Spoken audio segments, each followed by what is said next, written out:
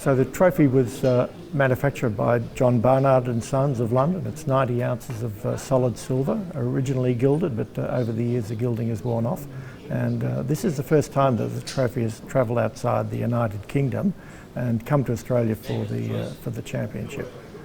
It's a very historic trophy. It's the oldest trophy in the world for a world championship. It predates the claret jug for the British Open, and it even predates the Wimbledon men's singles trophy, both of which are some years younger than this trophy.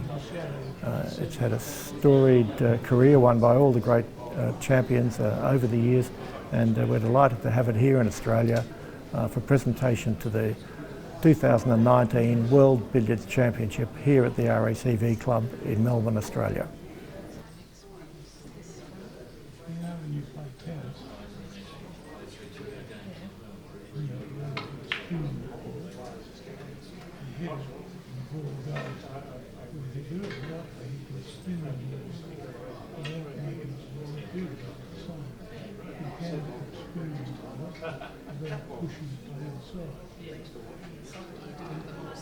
Yes. That's what happened before.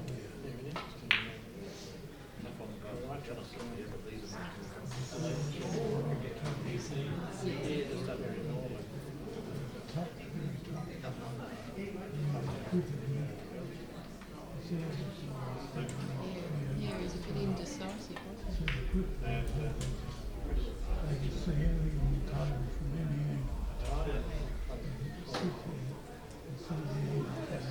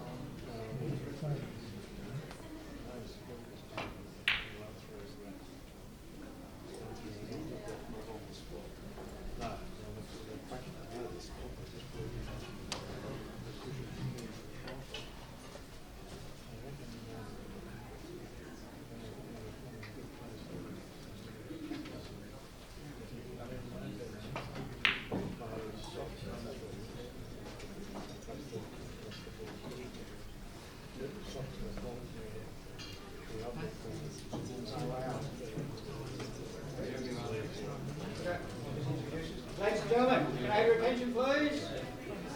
Welcome to the second semi-final of the World Billiards Championships. We have Peter Gilchrist from Singapore and his opponent for the match, Mr. Causier from England. The referee for the match, Mr. Kevin Christie from Ireland. Before I hand it over to the referees, please make sure your mobile phones are turned off. If a phone rings, you'll be leaving the building. I'll hand it over to the referee to get the match underway. Good luck, gentlemen. Good luck, Kevin. Get the break in the white.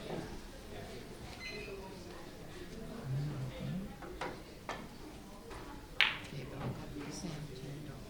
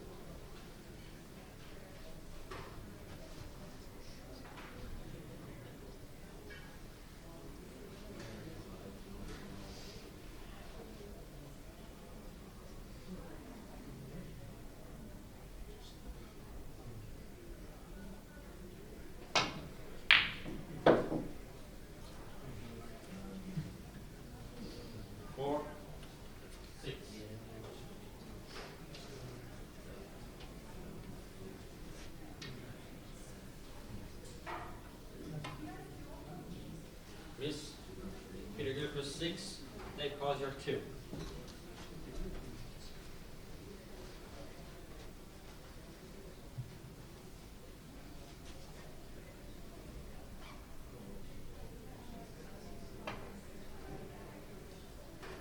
Miss Gilchrist 2.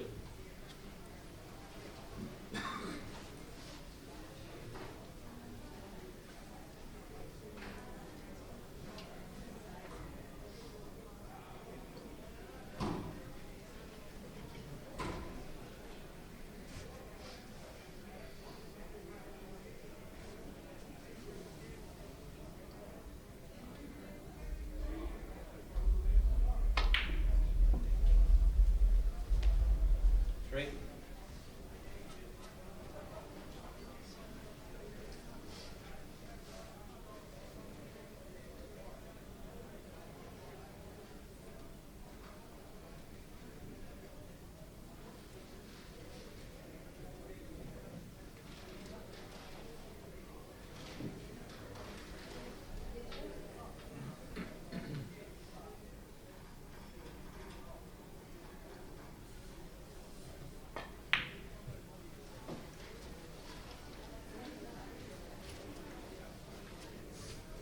Six.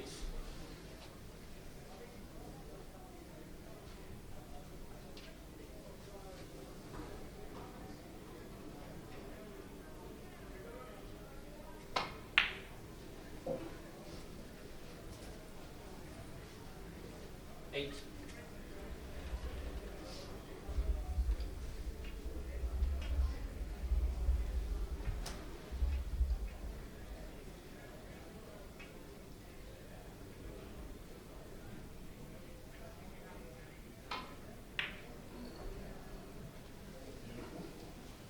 Ten.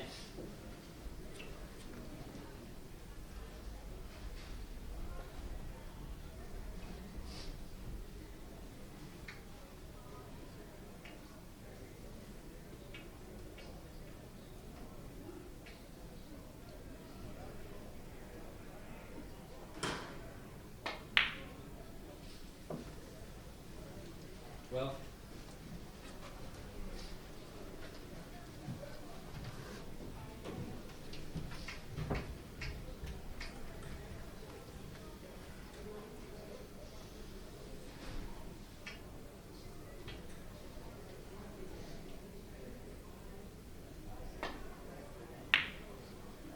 Fourteen.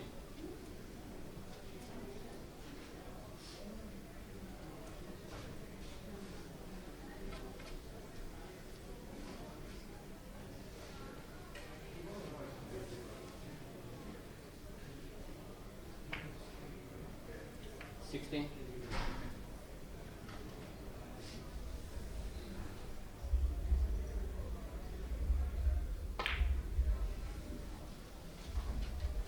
18.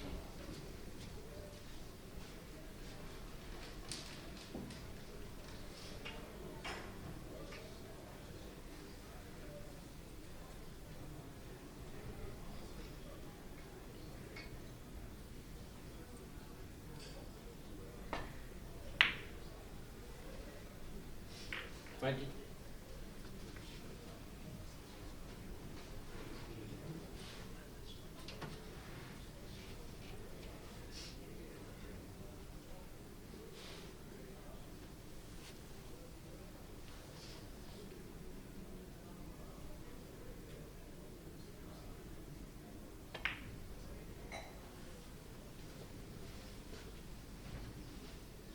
23.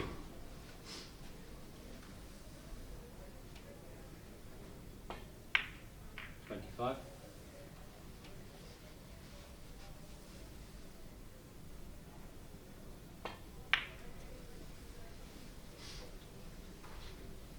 28.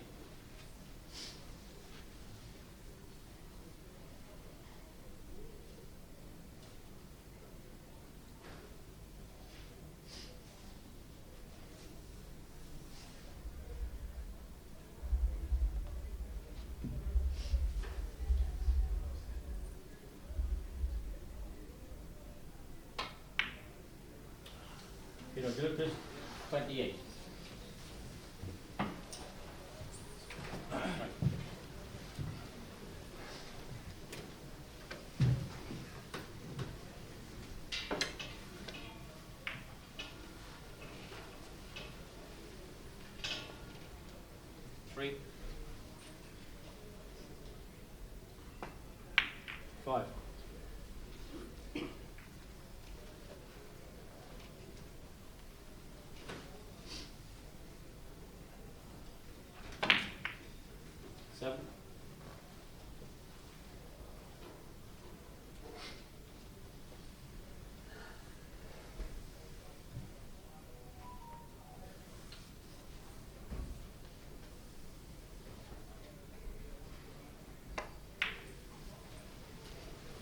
Mobiles turned off, please.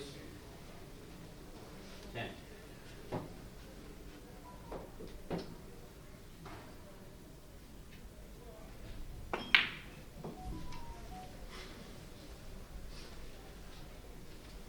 The mobiles, please, be turned off, or else leave the room.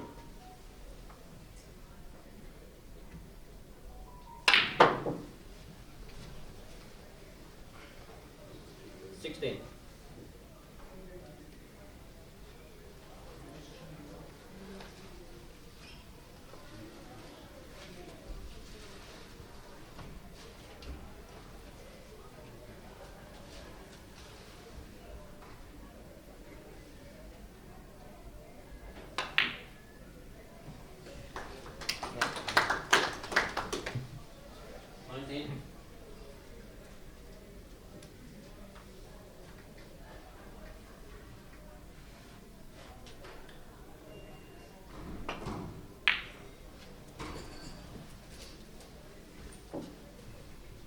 Two.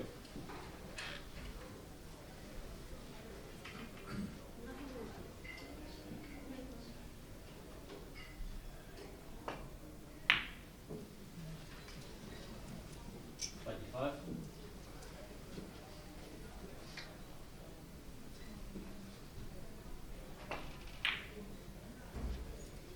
27.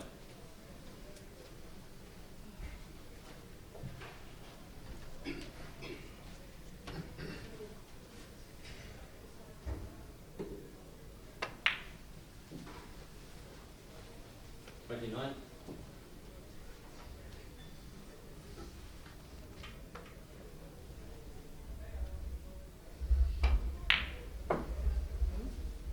31.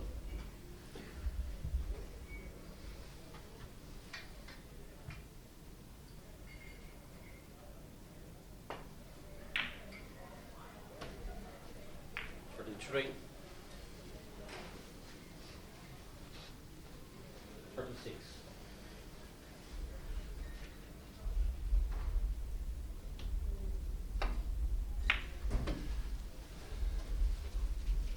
38.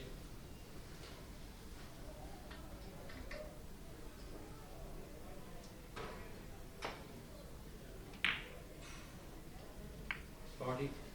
42.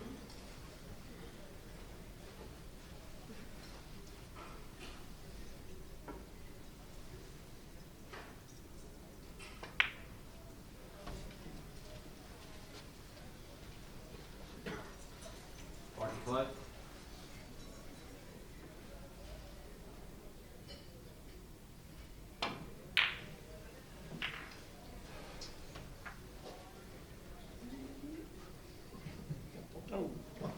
48.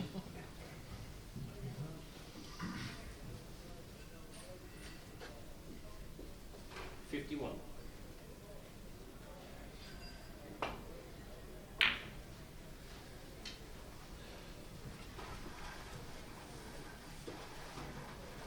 Causier, 51.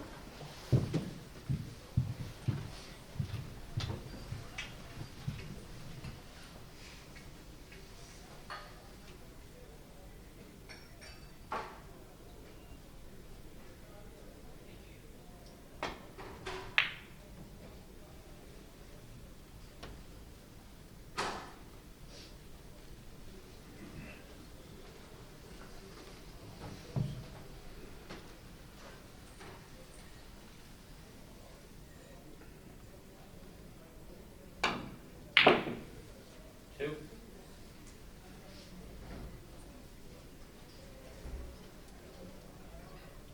5.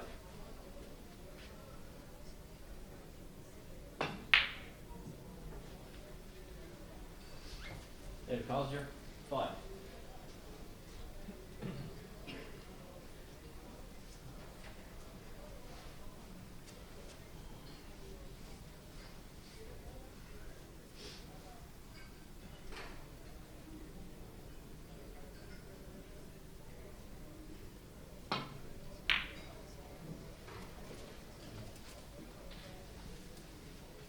3.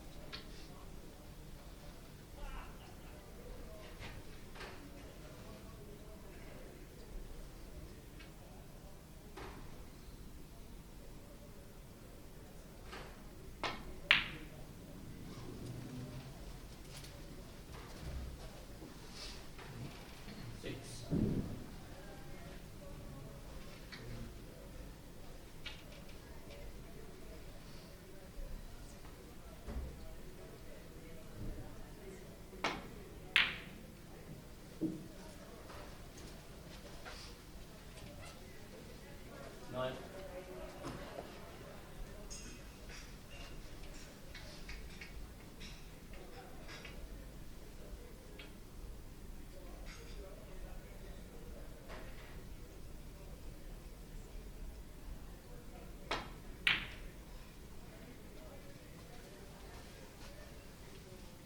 12.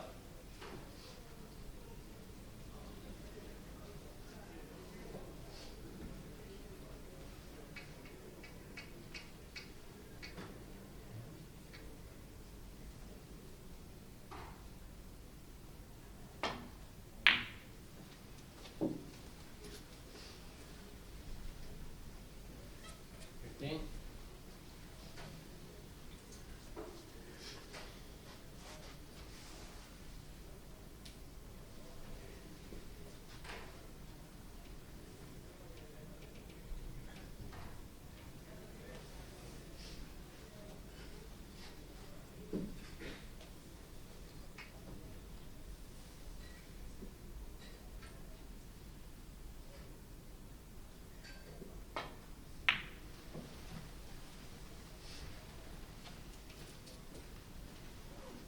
18.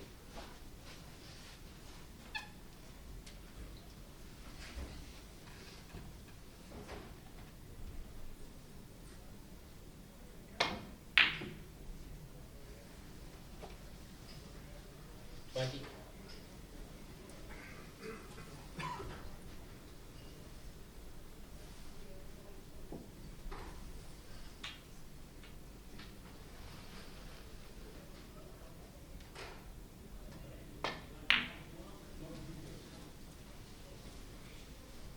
22.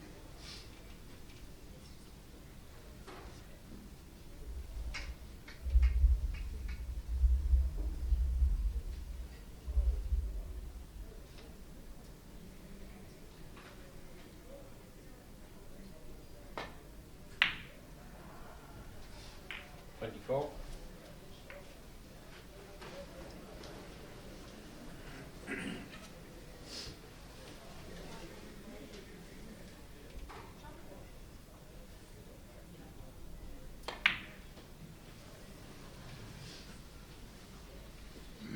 27.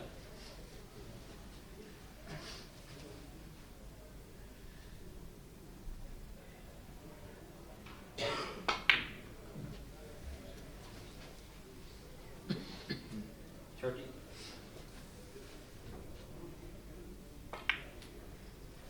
32.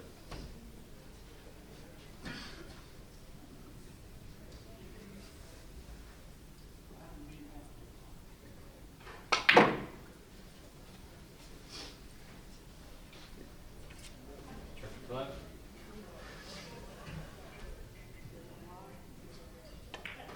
37.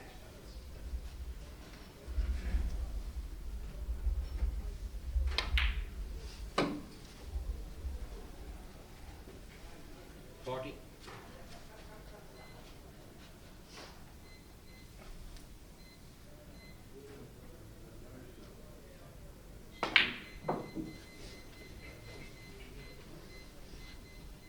43.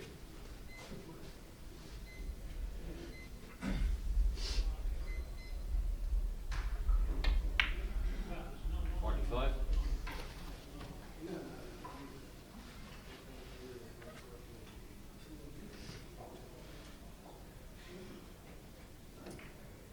47.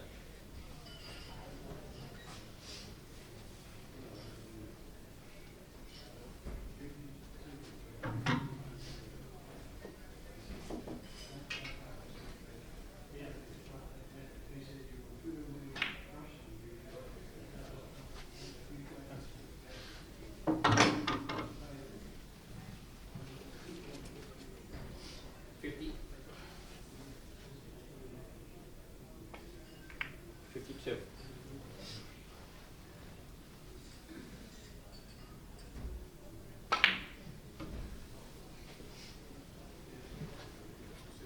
55.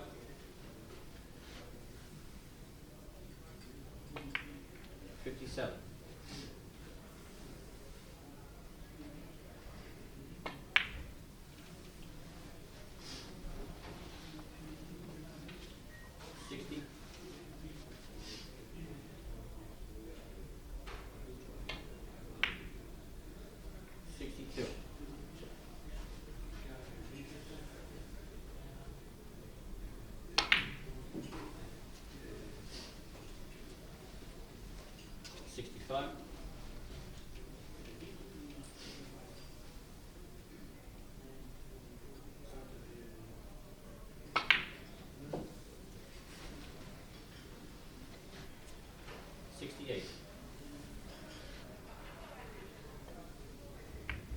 70.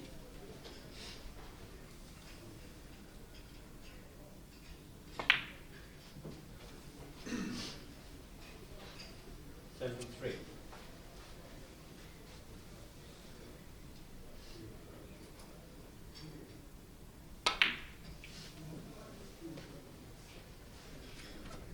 76.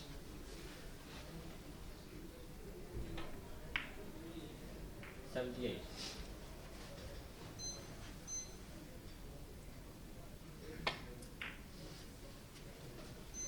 81. Following morning at 8.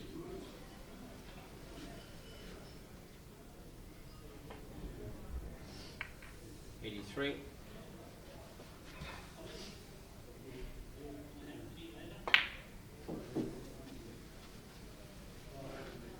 86.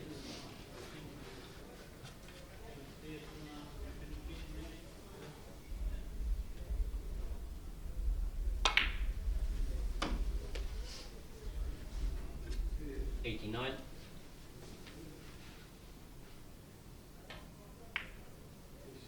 91.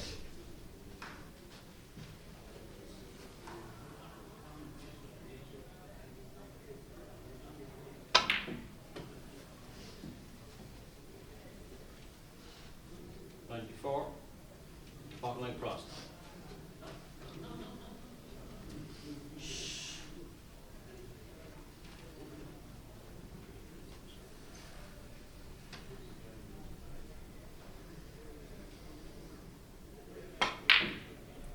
96.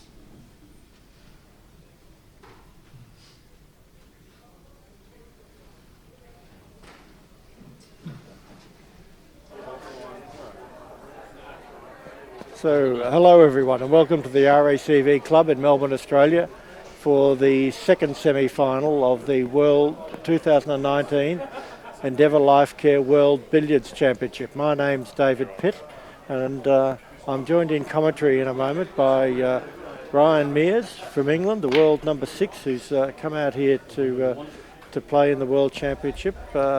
Unfortunately for Ryan, he went out in the yesterday in the knockout matches, but last 16, wasn't it? In the last 16, yeah. So welcome, Ryan. Well, cheers, thank you. Have you enjoyed your time here at RACV It's been this brilliant, week? and I'm really pleased to get that far. To be fair, so I've only ever been to the last 16 once before, and that was last year where I lost to Saurav. Ah, okay. All right. We had a good game, me and Saurav. He beat me in the World Open and the World Championship. Oh, that was quarters of the World Open, and last 16 of the World Championship. Okay, so a little bit unlucky to run into the World Champion twice, really, isn't it? But I had a good game against him. That's the draw goes. I was winning, Yes. After 75 minutes, I was 8 in front, Right. and it was he got a good shot and got 129 towards the end, which won it for him. Nice fluke there for David Causier. He smashed the wide all around the table. It's gone off 4 cushions and popped into the middle, but it hasn't done him a lot of good because this red looks to be awfully close to the cushion. Is he playing the in-off? Oh no, I think it's hard to tell what he was doing. He may have been trying to thin He's it off. played that shot, the double kiss down the rail. I think he got the double kiss, yeah. So early stages in this second semi-final. Earlier on we saw Mike Russell and Saurav Kathari competing in their semi-final. 4-hour matches in the semi-finals here at RACV, and at the halfway mark of that match, there's only a handful of points in it. Saurav 27, isn't it? Yeah, Saurav leading 541 to 514. So really, that's anybody's match with the second session to follow on from this first session of the second semi-final. So at this stage, in the early stages, Peter Gilchrist has just got out to a little lead. He's on 140. Just a lovely shot there of Peter with a soft screw back off the red. He couldn't do much with that. He just wanted to get away from the red. Pull it again there and up to the centre. Pull it again there and bring it up to the centre spot on the table. I know these guys really well. These two, they've played each other countless times. I've seen them playing more than half a dozen finals, and it's very even. very even between them. They've each won 3 World Championships. Peter's spread out over a longer period than David, who I think he's won his three in the last 4 or 5 years. Definitely David is the form player of this tournament. He's made, I think, three or four 400s so far, and plenty of 300s in his... Yeah, he made 2 400s in his first 2 group games, didn't he? Yeah, don't I know it. Impressive he made one of them against me. Did he? But, that's a surprise. Wow, that's a big surprise. He was a bit narrow there, but he played it with plenty of check, side. yeah.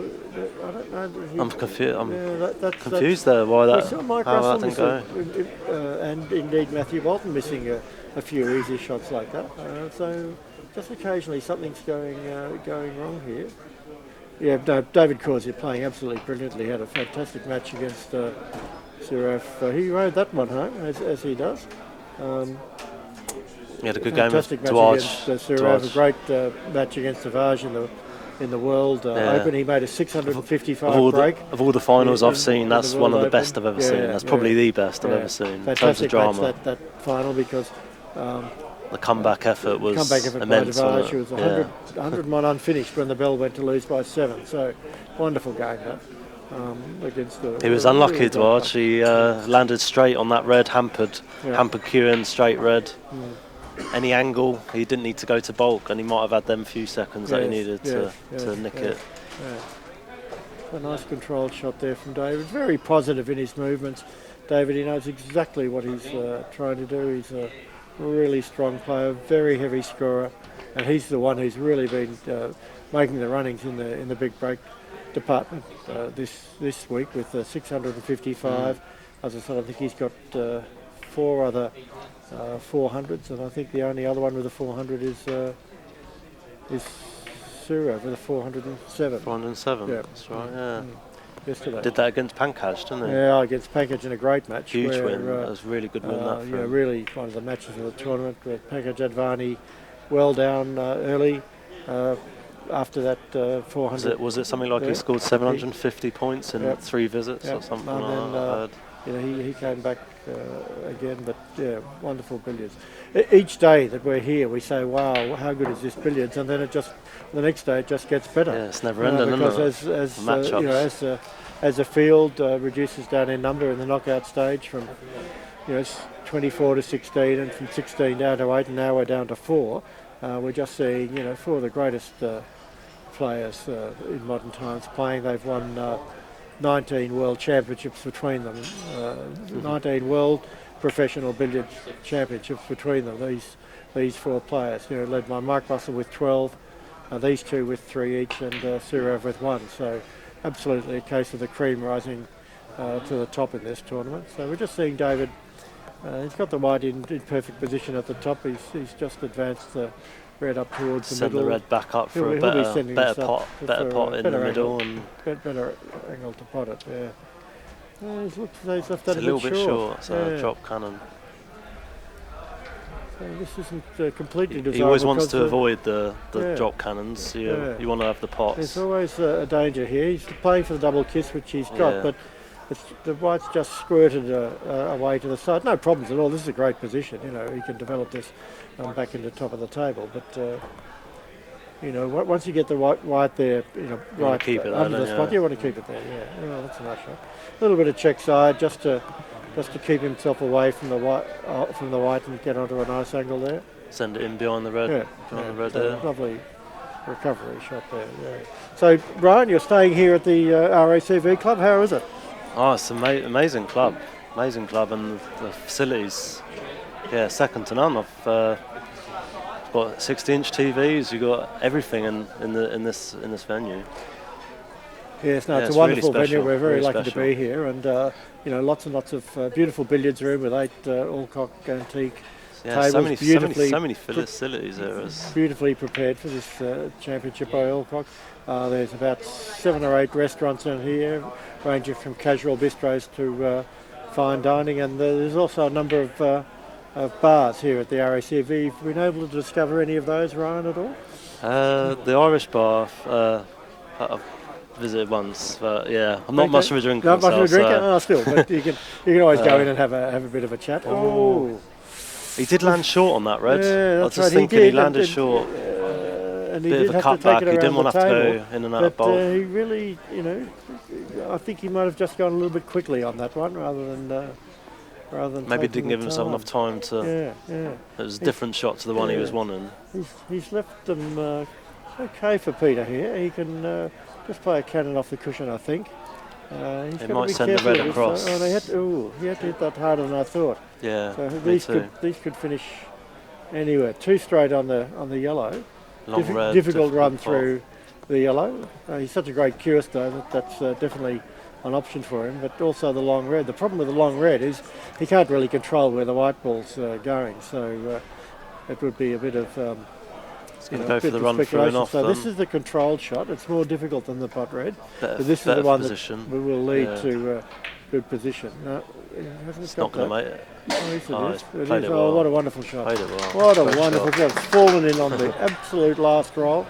Beautiful pace control and put the white directly in front of the D, from which he's got a choice of going in off on either side of the table. Interesting choice he's making here. So Going dead off, weighting off. Yeah, Leave just it near going the, off on near the centre the of the table. on the And they'll have yeah, perfect. have an in off as well after that. Interesting choice where he's gone onto the narrow side there. In Australia, our preference is to go in off on the wide side. But I noticed that with the players from England, Peter, of course, is originally from England. They tend to favour going in off in the narrow side. Do you have a preference yourself, Ryan? It's for similar. that shot? It depends where you're trying to leave the object ball. If you're leaving it, he wanted to leave it sort of the other side of the red, so he could do that cannon he's just done. Okay, so it just depends on the position. It does as to, really. as to yeah. which way you're going. Yeah. Yeah. And you tend to position it so you don't lose the object white too far. Oh yes, you just wanted it's to quite keep a thin keep one. It, It's quite a thin one to just leave it for Yeah, another. it's not the half another ball, middle pocket normal half loser. ball. Yeah. And do you play those plain ball, right? Do you play those plain ball or with a little Plain bit ball, of side? yeah, plain ball generally. It's interesting. Yeah.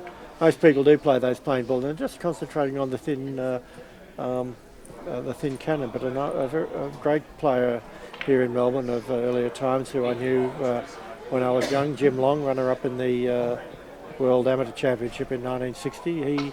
He played that shot with a little bit of check side, and he learned a lot of his billiards from Walter Lindrum. So that's probably how Walter Lindrum played them. So just an interesting. It's little easier to see snippet. if you're playing check side. It's easier to see the line because it's not going so wide from the first ball. But the only thing is it cuts off the angle a bit. It's a bit sharper then. So just playing very carefully here, Peter. Just play that. Probably nice play straight the in off putt with- white, in off yellow here. Set up the drop cannon. He may do. No, I think he's playing safety first. So He is the playing in the off red, is on. But it's just sometimes the white might not go exactly where you want, or sometimes you might not judge the angle correctly. Going in off the red, interesting, that one. you can't miss the angle because you know exactly.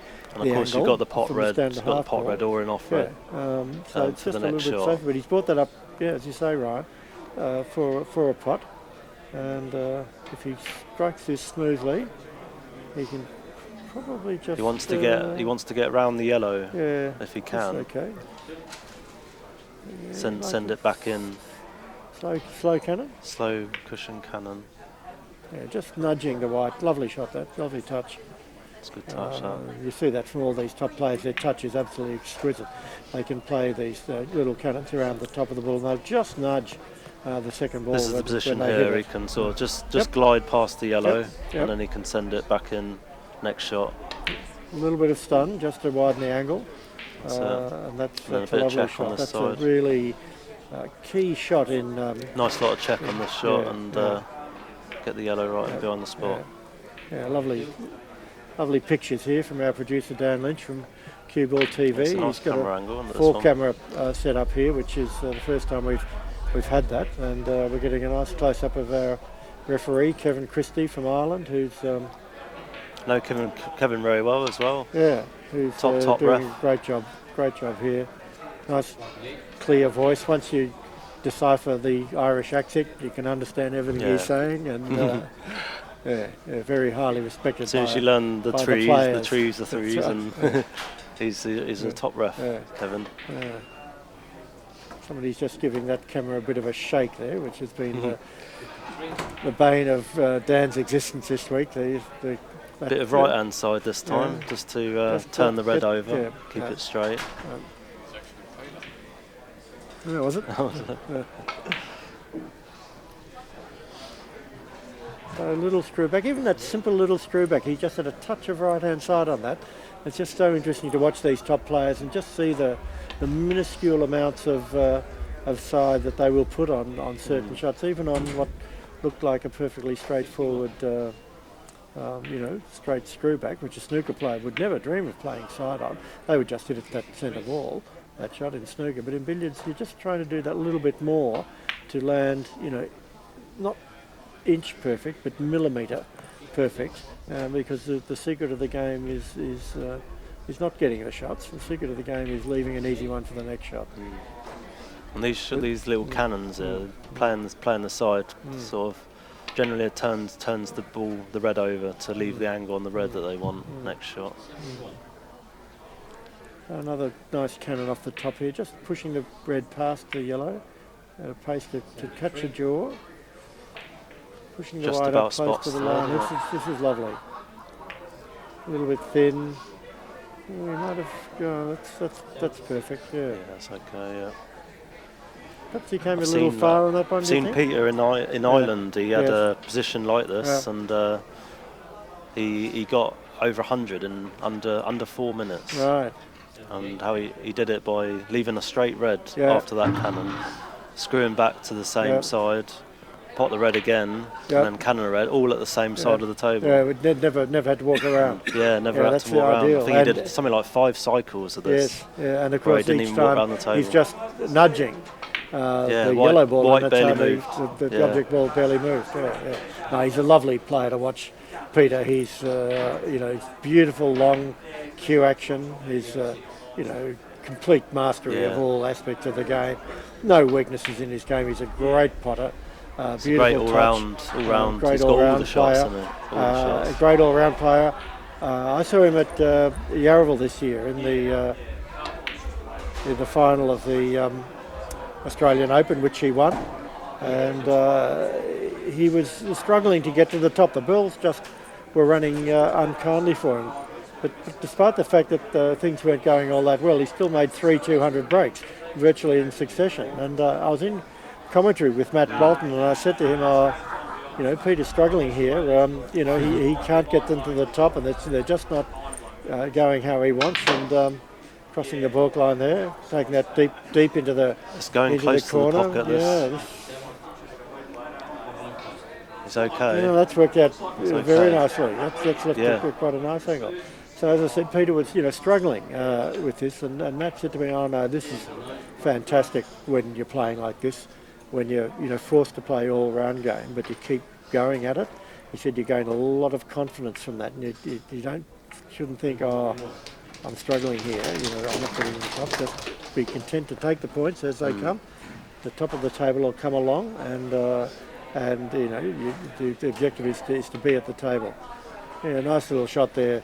Very tight, that one. He just had to squeeze his ball through a little gap and avoid the double kiss, which he's done beautifully, and yet just hit it softly enough for the white to remain. If you can play this dead weight nice here, range. leave the red on. Yeah. He's got the yellow nice.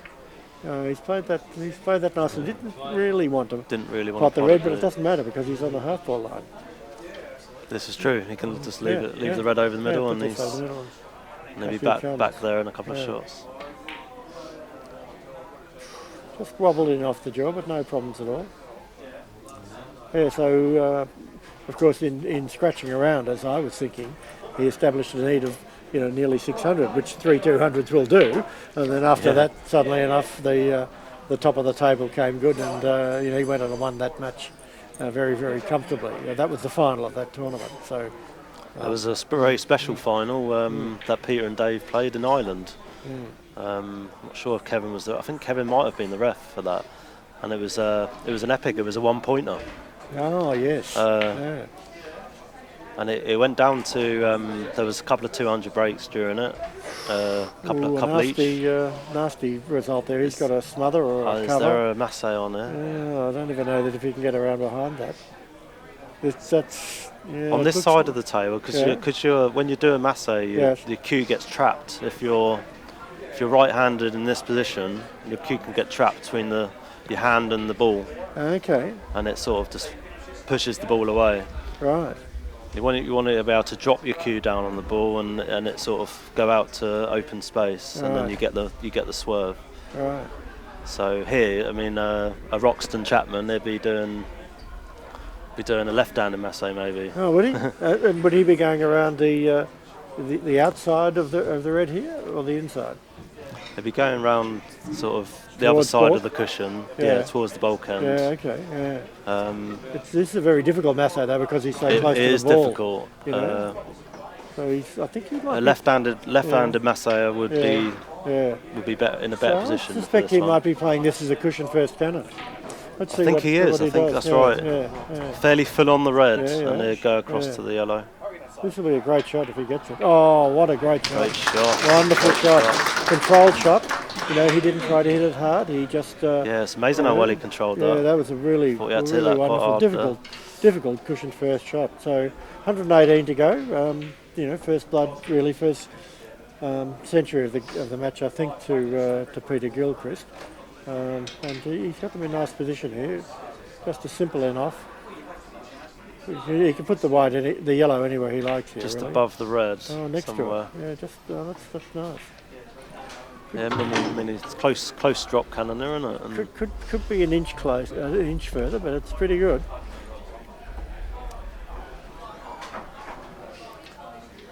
I don't think he'll try to do too much with this. Just drop the red down. Probably a lot of check cider just to keep the yellow into the table. Oh, he didn't really want to go over there, but caught it a bit thin, didn't he? Yeah, he did catch it a bit thin. He needed to get that a bit thicker. This is missable.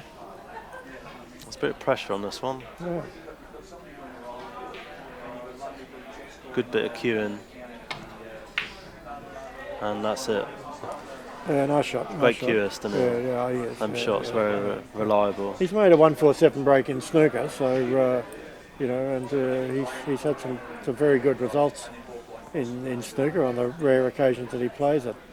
But it was a good pot there. But part of the problem with being so far away is that he didn't want to risk rolling it too slow. He couldn't hit it too slowly, so in sort of making sure of the pot, he's actually come too far into a difficult position. He's got this. That's a nice shot. Yeah, nice shot. But again, he's got it off the red here, so that's okay. Thin off the red's natural here. He's all right. He's back to prime just about. It looks like it don't know could if be he a needs little bit wide. A little bit of stun maybe. Yeah. Maybe just raise his butt and play it with left hand side. We'll see what he does.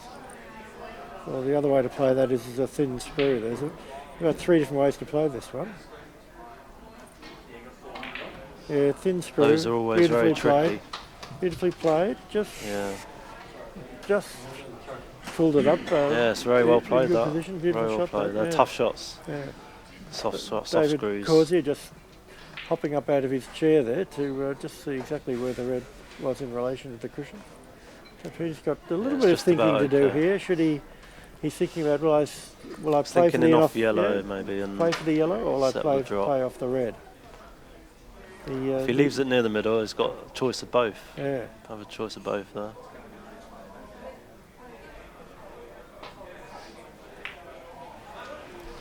So he's got the options of both now. He's had 2 bob each way here, so he can still make up his mind about this. So he's going in off the yellow,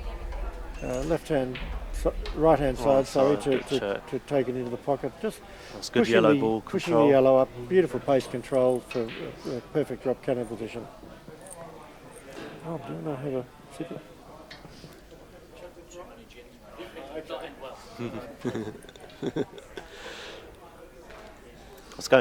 Going back to that final. Yes. There was, a couple of really good final. There was a couple of double centuries each.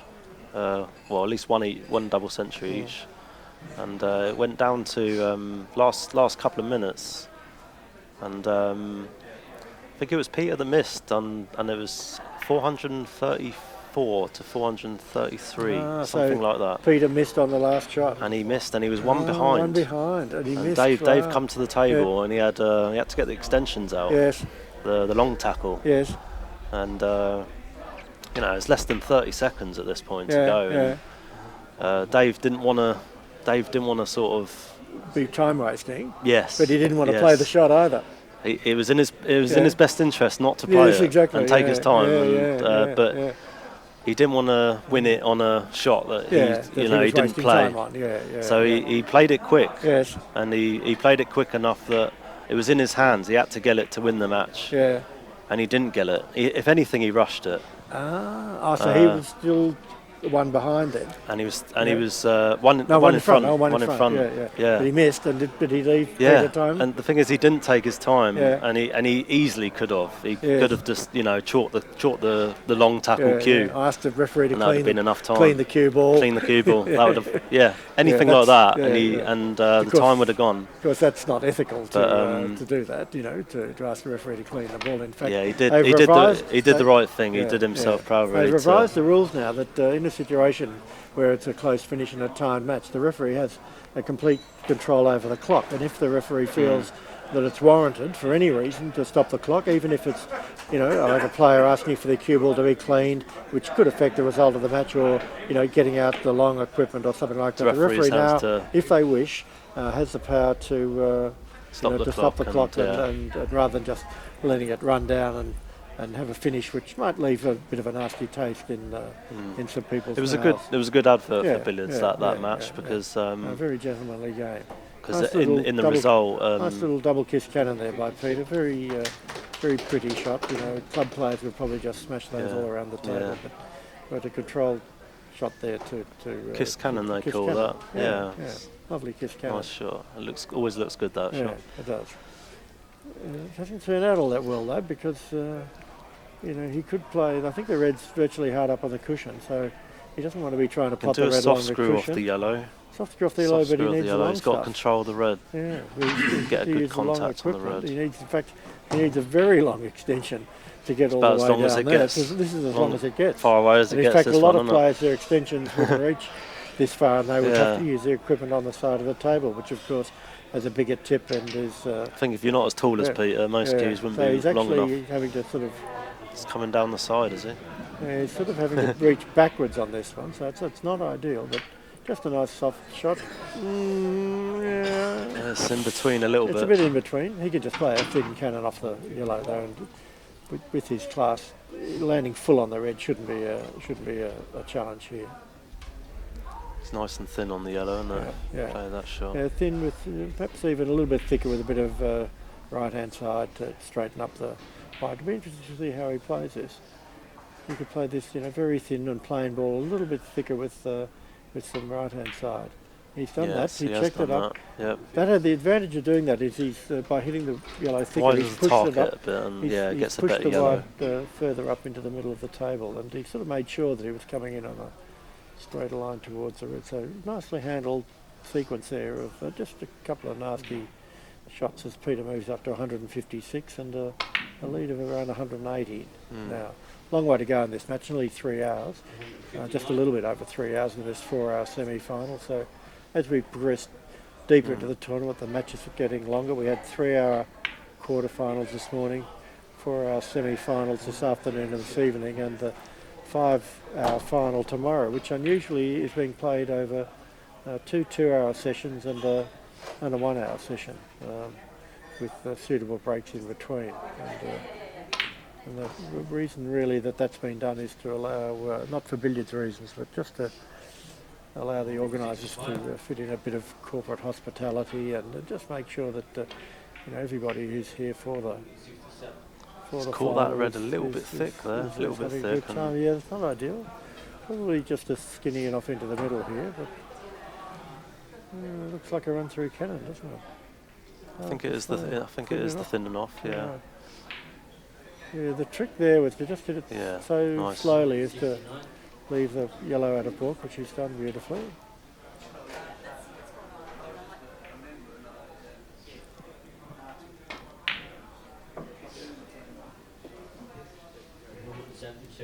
after Dave's shot with that final I was talking about. Yeah. I think it was 10 seconds to go only Oh, when Peter come to the table. Sprinted to the table. Yeah, I'll bet. just nicked in an in off white. And he got pinched it, by and one. pinched it by one. So Okay. Dave's, you know. Yeah. Oh, he's done the right thing, but Yeah, it's it's probably like cost I him. say, it was a big advert for the game because that's the way it should be played. Yeah. So it probably cost him a few quid, but both players went away happy. Yeah, brilliant final and Was played in the right way. Was that this year? That was a couple of years ago. A couple of years ago, yeah.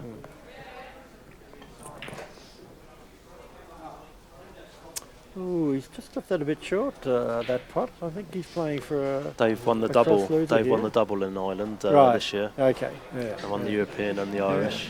So, And a guy called Martin Goodwill was the guy that beat Peter Gilchrist. right, okay, that's a great win for Martin. Martin's a very good player, but I mean, any win against Peter Gilchrist is a good win. He didn't only beat him in the Irish, he beat him in the European as well. Oh, did he? Okay. Where was the European? That's a first. Where was the European Peter's never played? lost in 2 events to the same player. Yes. That's brilliant effort from Martin. Where was the European played? Right. It was at the Ivy Rooms. It was in the Ivy Rooms in Ireland. Oh, okay. Carlo. Carlo. Yeah. So the 2 events, the Irish they were together, Open kind of and back the to back. European. Yeah. Okay. Yeah. So 2 massive wins for Martin there. Yeah. He deserved it though. He had I think it was a 3-7-8 break from behind to win that match European. I think they were both the semi-finals. Yep. Lovely shot there by Peter, just clipping the outside of the red off a soft screw, bringing the yellow back near to the spot and finishing on a perfect angle there. It's actually got a choice of shots. He's playing a slow screw cannon, which is just developing the red towards the pocket. So lovely little shot he played there. Thin and off red there, I think. It is, yeah. Now he can send the yellow behind the spot. Just nudge the red on. Just a little bit of risk with this shot, not in getting the shot because it's really unmissable. Probably play it at drag to hopefully keep it on line. Rob Hall would definitely have played that with drag. Yeah, he's a Peter was content. exceptionally good drag player, Rob Hall. He really gets through it and he does, right through the centre. So that's the key, isn't it, with the key with the drag shots. Got to go right through the centre. So they say, Ryan, turn the ball. That Willie Smith, the player of 100 years ago, was a great master of drag, and he used it all the time. They say he used to even play drag on his middle pocket losers, which is incredible, isn't it? Yeah, it is. Yeah, never seen that actually. Yeah, no. So maybe that was just where he's playing a very slow one to just move the holding object ball to hold it. But I've never seen anybody play drag. Everyone uses the top cushion these days that's for the losers, don't they? Yeah. So just an interesting. It's coming up to the 200 break then. Different ways. 198. This will be. Has he crossed the bulk line? This is the bulk line crossing. That is it, and he wanted that to actually. Could be worse. Could have been a lot worse. I mean, if that had gone in, that would have been fine. Yeah. No. Into bulk is. You've got to go in. Yeah. Crossing the. Yeah. You've got to go in, not out. So that's fine. He's got an angle here, although this. How the rules display is crossing the line into bulk is the bulk line crossing. So he's played that okay. The red finished on the cushion, which isn't desirable, but because of the nice slow pace that he played at, he's left himself in off the yellow. Left that one a bit short. All right. He's got the long loser. Yeah, but he can. Not what he wanted. Not what he wanted. He wanted to push that yellow probably another foot. Yeah. To leave a drop cannon. But drop cannon on and off. He can send the yellow off 2 cushions though, and he'll have the drop cannon. Hopefully, have the drop cannon on the other side. He's going to have to do it again. It's coming. It's coming. 2 cushions again, and drop cannon this time. Just a slight risk of potting the yellow here, but he'll make the necessary adjustment to avoid that via the spotting. He did make that adjustment. He's checked it too far. Yeah, ran through it too much. So there's 2 ways to play that. You can to avoid potting the yellow. You can position it narrow and play it lot of check, and you can position it wide and play it with a lot of running. So in one case you're taking the yellow to the top cushion, in the other case, the second case, you're taking it to the side. Right. Yeah, so, and it can vary by an inch as to which shot you can play. He chose the check to the top cushion. Too thick, round and around. So here we are. We're about to see David Causier at his brilliant best, doing what he calls chasing the balls around the table until he gets them into position. So it's nothing like watching Dave chasing the balls around the table. That's right. So he's decided to pot that one instead. Couldn't quite get the finning off, could he? No. Tricky. This is a tricky double bulk, to be fair, this distance. So Leave dead the red slow in a nice against place. the nap. You're never really sure how the ball will move against the nap. It's just gone a bit full from. ball, I think turned a bit looking to on the the yellow, screen, didn't it just it? seemed to turn a little to the left. But of course, that isn't necessarily a roll on the table. That's just a ball travelling against the nap, which does affect the course of the ball. He would have loved to get a slightly thinner double kiss there, which would have left him some sort of an off or pot. But as it is, I mean, he hasn't left Peter a shot. It's perfectly safe, but he may not have much. He could probably. He's got a chance of a cannon, but he's trying to work out what angle to come in that from. Yeah, it's risky. You can play a cannon. He's trying to size up if Dave. What Dave can do he thinks next. Dave can get the in off. Yeah. I know if Peter had this shot, cannon. he would absolutely lap up a screw back into the pocket on the same side of the table that he's on. He's such a master of the screw shot, but it's not a shot you'd want to be playing. He's going to do the miss. He doesn't fancy Dave just a getting safety this. Miss. Give away 2 points, but just leave your opponent with the problem. If David, I'm tipping David to take this screw in off on. He's taking it on. Yep. Loads of right on the side. Oh no, he played safe. Okay, No, he did play safe. So respect. But he didn't get it right. He's strange that one. He's left a pot red. If he did play safe, he had a lot of right hand side. Yeah. Which, that was definitely a surprise. He's caught the red thin. That's what hasn't gone to the cushion. Yeah. So this pot is straightforward enough. It's kind of a pot or a cannon here. You can't really take both on. Yeah.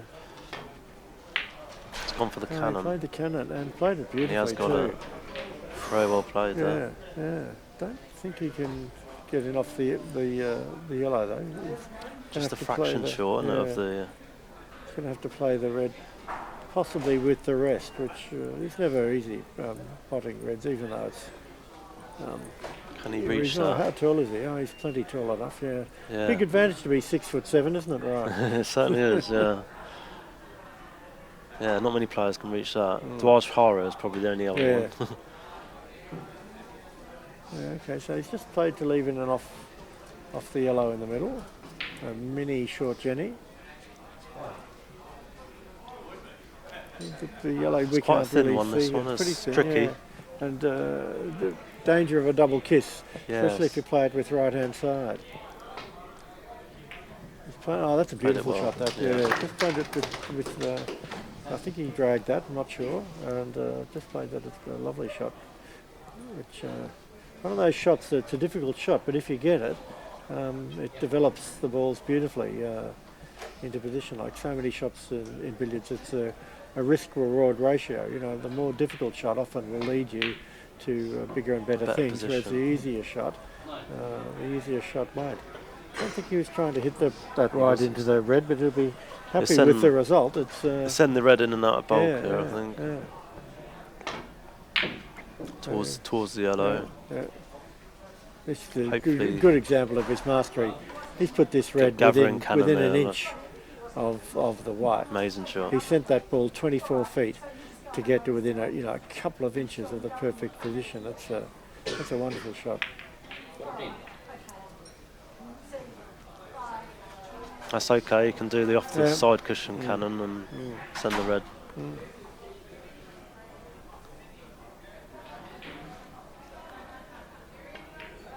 Probably land quite close to each other here. A few cannons later, and you'll see him set the red pot up. And this is pretty skinny. This one. Very thin cannon. This. Yeah, he seems to be He playing seems the to thick like to run one. through, doesn't he? Yeah.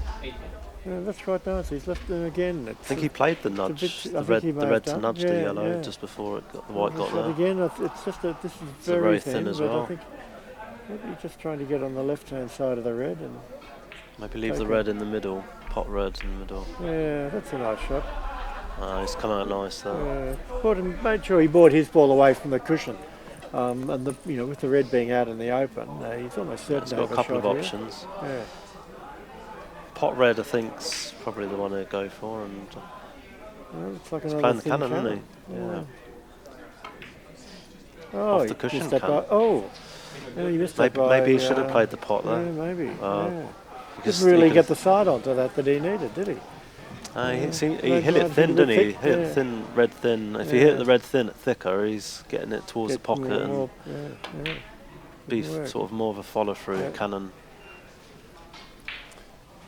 Yeah, the pot. He definitely would have got the pot, and he could have landed behind the yellow. Yeah. So lovely pace control there by David, just bringing that past the line. Yeah. Just bringing that past the baulk line into play.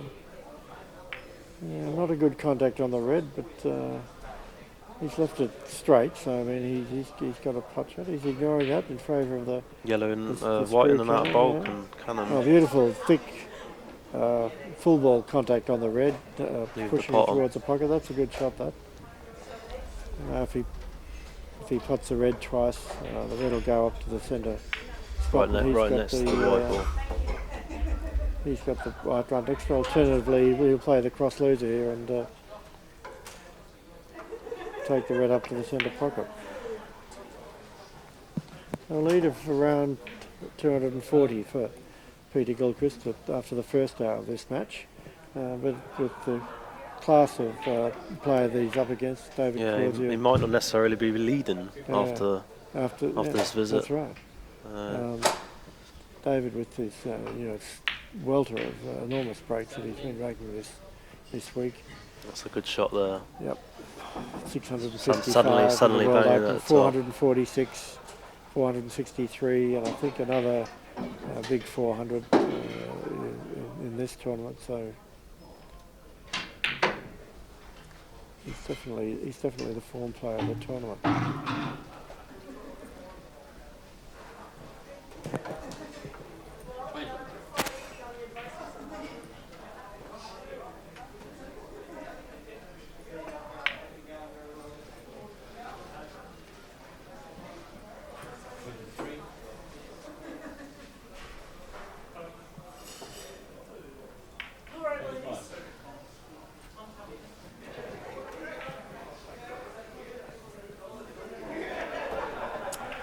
So Ron, I'm just going to leave you in commentary on your own a bit if you don't mind. I've got to go into the tournament office, but I'll see if I can muscle up somebody to come and join you.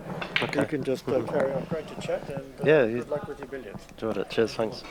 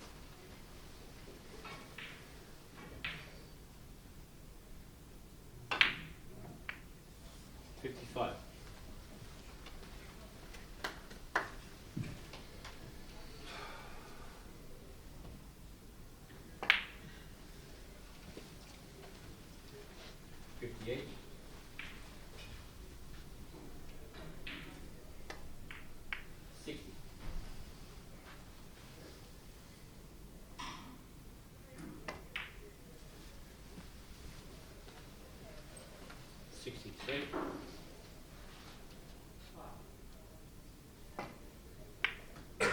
65.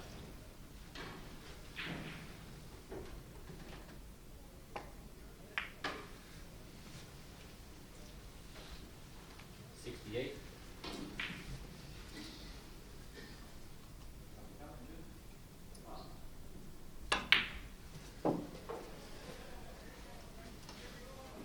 71. 73.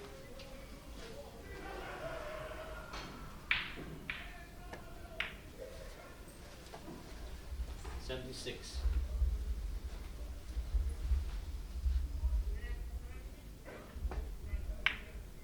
78.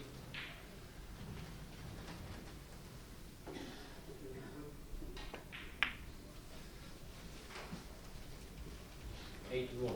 Following morning at 8.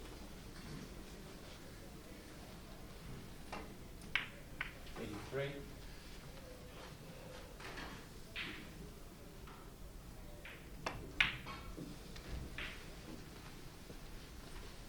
86.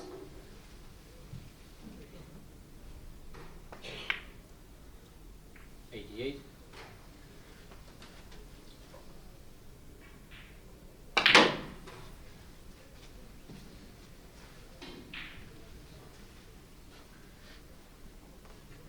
91. Back line crossed.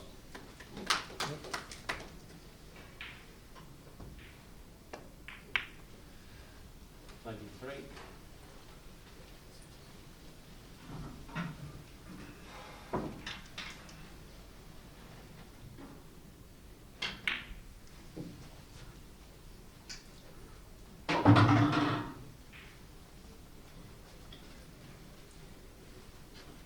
96.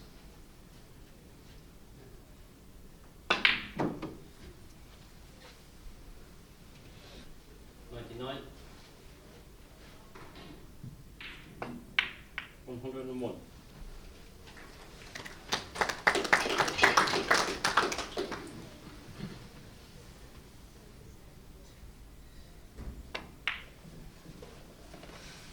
104.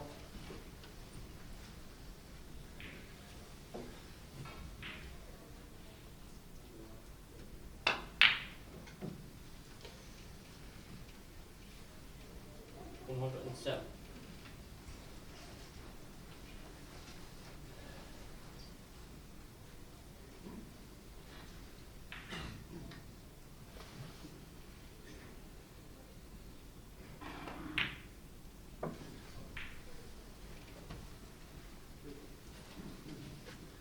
110.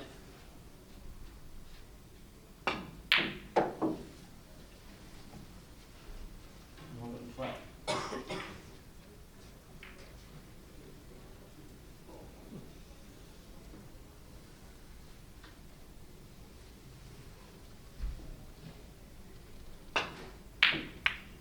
114.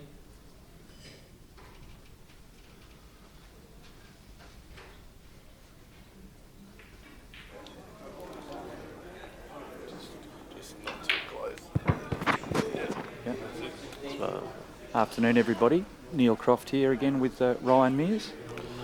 Welcome, Ryan. thanks, mate. Cheers. And Peter had a big break at 207, no, I saw. Yeah, missed 207, a, yeah. I think he missed the loser off the white because he hit. Oh, there's a miss from David. Tiny bit too hard on that one. Yeah. Went a tiny bit wide.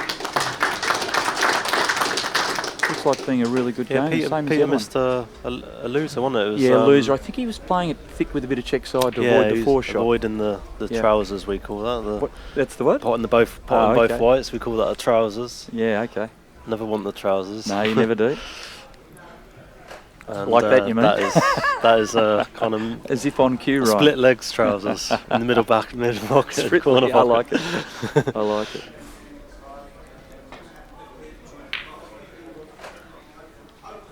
Standard break shot, played pretty well there.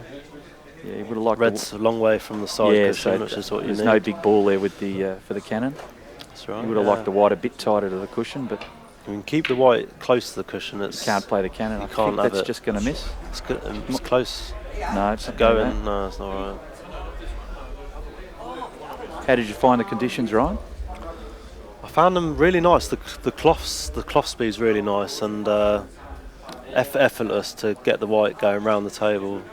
Could do all the soft screws and everything like that. David Pitt was telling me this is the new Strawn Superfine. Is that the first time Yeah, you played on this one? we call it Strachan Okay. in England, but it's the same thing. I've found out. Strachan 6811 or That's Strawn the traditional 6811. one, yeah. And now this is the Superfine, though, which I believe is actually lighter. We do. It's much finer. It's much more reactive, faster cloth. So sort of halfway towards the number 10. Number 10s the one they use for the snooker. For the snooker on the TV. And they play very quick. They throw very wide. Yes. For yes. Have you found it narrowing up as the week's gone on, though? They have. Yeah. They have. Yeah. I've found that. Yeah. And it caught me out for a while actually. In my early on. My last 32, I think it was. Hitting all your forces too wide, yeah, too hard. Yeah. First knockout. Seem to be missing all my losers all of a sudden. Always onto the side jaw. Yeah, missing them wide actually. Yeah, wide. So Matthew Bolton, who you know very well, told me once many years ago when he plays on the brand new cloths, he plays all his long losers with a touch of check side to avoid that. Yeah. Because it's so hard to spot them as wide as you actually need to when they throw so wide on the brand new it's cloth. almost uncomfortable how wide you have to spot them. Unnaturally wide. So the bit of check, you effectively put it in the same place. Yeah. But then, of course, you bring into play all sorts of queuing errors and issues. Yeah, you've got to allow for the push off throw, and the throw, and it doesn't come back early, and it doesn't turn back. Yeah, that's right. It kind of squirts out. They call it squirt. It sort of spurts out from the initial shot. It doesn't pull back in. Lovely little crowd shot. This one drawing off the red. This one's always tough. Tend to play these with a bit of run inside. It's funny you should say that because I saw Mike play one. It's more natural. He tried to play that with check, I reckon, to a bit of pocket side. He has played that with check. He didn't get into it. Played it with loads of check actually, and they're harder to judge. What I was just saying about the spurt, sort of out to the side. Yep. That's exactly what's happened there. He's all that right left hand side has pushed the white to the right, and he's caught the red thin. So it hasn't come back sort of as sharp as he was wanting. That's the thing with running side on that shot. You never have that. You're pushing it, and you're going to hit it thicker. But you don't hit it too much because then it hits one of the jaws and it won't take it into the pocket. You tend to miss it on the sort of bolt cushion in that case when you do that. I first saw David play 23 years ago in a World Championship in Bhubaneswar, Ryan, and at that stage... 23 years ago. Yeah, wow. 1996 it was. Yeah. You were probably barely born. And it was before I started snooker. David was a real double strength player back then. He used to hit the balls incredibly hard, and he was incredibly quick. He's still probably the quickest player going around in terms of his shot selection, time taken to play. Yeah, he's the quickest I know. He was ridiculously quick 23 years ago, but he didn't have... Slowed down, is he? A little, yeah, he has. But he didn't have the cue ball control that he has now, and he'd play a lot like this with the balls in the open. And whack him double strength up and down the table into them. He's got to lose position, but he never did. The balls never seemed to go into bad spots. He knew where they were going, even hitting them at double strength. But he's refined his game a lot from my memory of watching him in 1996. I know, obviously a long time ago. Much more controlled game these days. Yeah. I used to be a lot quicker than I am now. Experience slows you down. Yeah. Fear of missing and all that sort of stuff that we're all familiar with. I think you tend to need to be a better match player and just to give yourself enough time to be ready for the shots each time and that. And you recognise these moments when you're in them sort of more and more, and the significance of them, and absolutely all helps you to be harder to beat in the long run. I've noticed that with Krishna as a good example of You know, he's got loads of knowledge for such a young age, but he's very quick. And sometimes he just doesn't give himself enough time to sort of visualise the shots and the situation sometimes. Well, you won't get many more experienced players than David, Peter, Mike and Surav. No, that's right. So it's a tremendous last 4. And both games are shaping up as though they're going to be quite close. As much as the purists would like to see 400 and 500 breaks, I think... I was saying to David, I've seen many a finals with Dave and Peter. More than half a dozen, I think I've seen finals, and they're always, you know, they're always pretty close. Yeah. I think it is 50-50. I think is that right? Neither of them are one more than the other. They've had a 1-pointer as well. Have they really? Saying about that earlier. Over 4 hours. An hour and a half. Hour and a half. It was 435, 434. Well, that's not very big scoring for those guys over an hour and a half. Hour and a half is it? It's okay, it's but 900-ish. Yeah, it's okay, but it's not massive scoring. I think there was a double century each in the match. It was, you know, it's a good, all-round good final. Right, nice dramatic finish. I see the nice little double kiss he got there. Drop the white in perfect. A nick on the white, just to direct it behind the spot. The slips would have gone up for that one.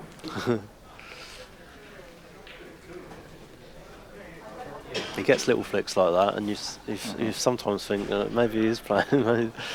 I think he's going to turn up pretty good anyway. But yeah, that certainly helped. Yeah. Just 100 behind now. Yeah, nothing in it. Similar to Mike, isn't it? This game very starting to be. Yeah, bad miss by Mike towards the end of that first session against Surav that gave Surav the table. So that's very evenly poised, that game, and I've got no reason to believe Mike this got one. into a bit of a lead at the beginning. Yeah, before Surav got his big break to get back in the game. I'm not sure how many. It was over 200, I think, wasn't it? And I'm not sure. Yeah, I think it might have been 200. Is it 277 or something like that? It's a fairly big 200, I think, because he had quite a deficit on his out. I think he went 80-ish in front at the end of that break before Mike took the lead again after that. And there's only 20 in it now, and there's like 25 or something when they return. Yeah, there's nothing in it at all. And probably the advantage is with Surav because he's at the table, though he hasn't got the balls in great position, but I dare say he'll score from what he's left. David's got them sort of roundabout at the moment. He plays that shot well. That was a lovely shot. The red never hits either ball. It's always straight through the gap. Yeah. Seems like good timing on the pass through. I've seen him play Postman's Knock, where he's landed too straight on the red, and he's already potted it once. He's got to stun it into the white, and he plays the red, so it bounces off the cushion, and it never hits the white or the yellow. He gets the double kiss on the object white, and it just opens up for the red to sort of thread through on the way through to the corner. Yeah. That's come out okay. Copped a little jaw that's left him chance to correct this white across towards the spot. from the cushion. Try the double kiss on the white here. Yeah. Or just clip always it thin. Try and get the double kiss. He's gone a bit high on it, but the red's it's okay. all about the red on this. Yeah, it is on that shot. situation. Absolutely. The red goes past the white for the pot. I think he'll maybe try and get. Do you think he'll screw baggy or just drop in and going off the white? He wanted to be a bit high on that so he could screw past the white and then he play could the send it back cannon. in. But he's landed a tiny bit low, so he may just pot the red twice now and in off the white. Yeah, drop it on the pyramid spot and go from there, or will he try and get it over the middle? Yeah, probably. Once again, he landed straight on the red there, so that should go to the middle there. That's twice. He never makes makes that mistake. I think David told him. Yeah, I think so. I think he might have realised just as he was doing it. He's had a balk line warning, so there's a reason for that. I think he may have dropped short there deliberately to do the balk line crossing, which he's just done. You're right. Yes, that's spot on. Yeah, that's what it was about. So it looked like it was poor, but it was actually planned. Yeah, it was. It's the butcher's way of passing the... I made 143 in 96, the only time I've played under the balk line rule. And it's not a bad way to do it, you know? It was It's the not a only bad way, because I was a snooker player, starting to play billiards, and I thought I didn't know how to do it, so I just potted the red twice, left short, effectively potted the blue into the middle and in and out it's of ball. quite simple that way.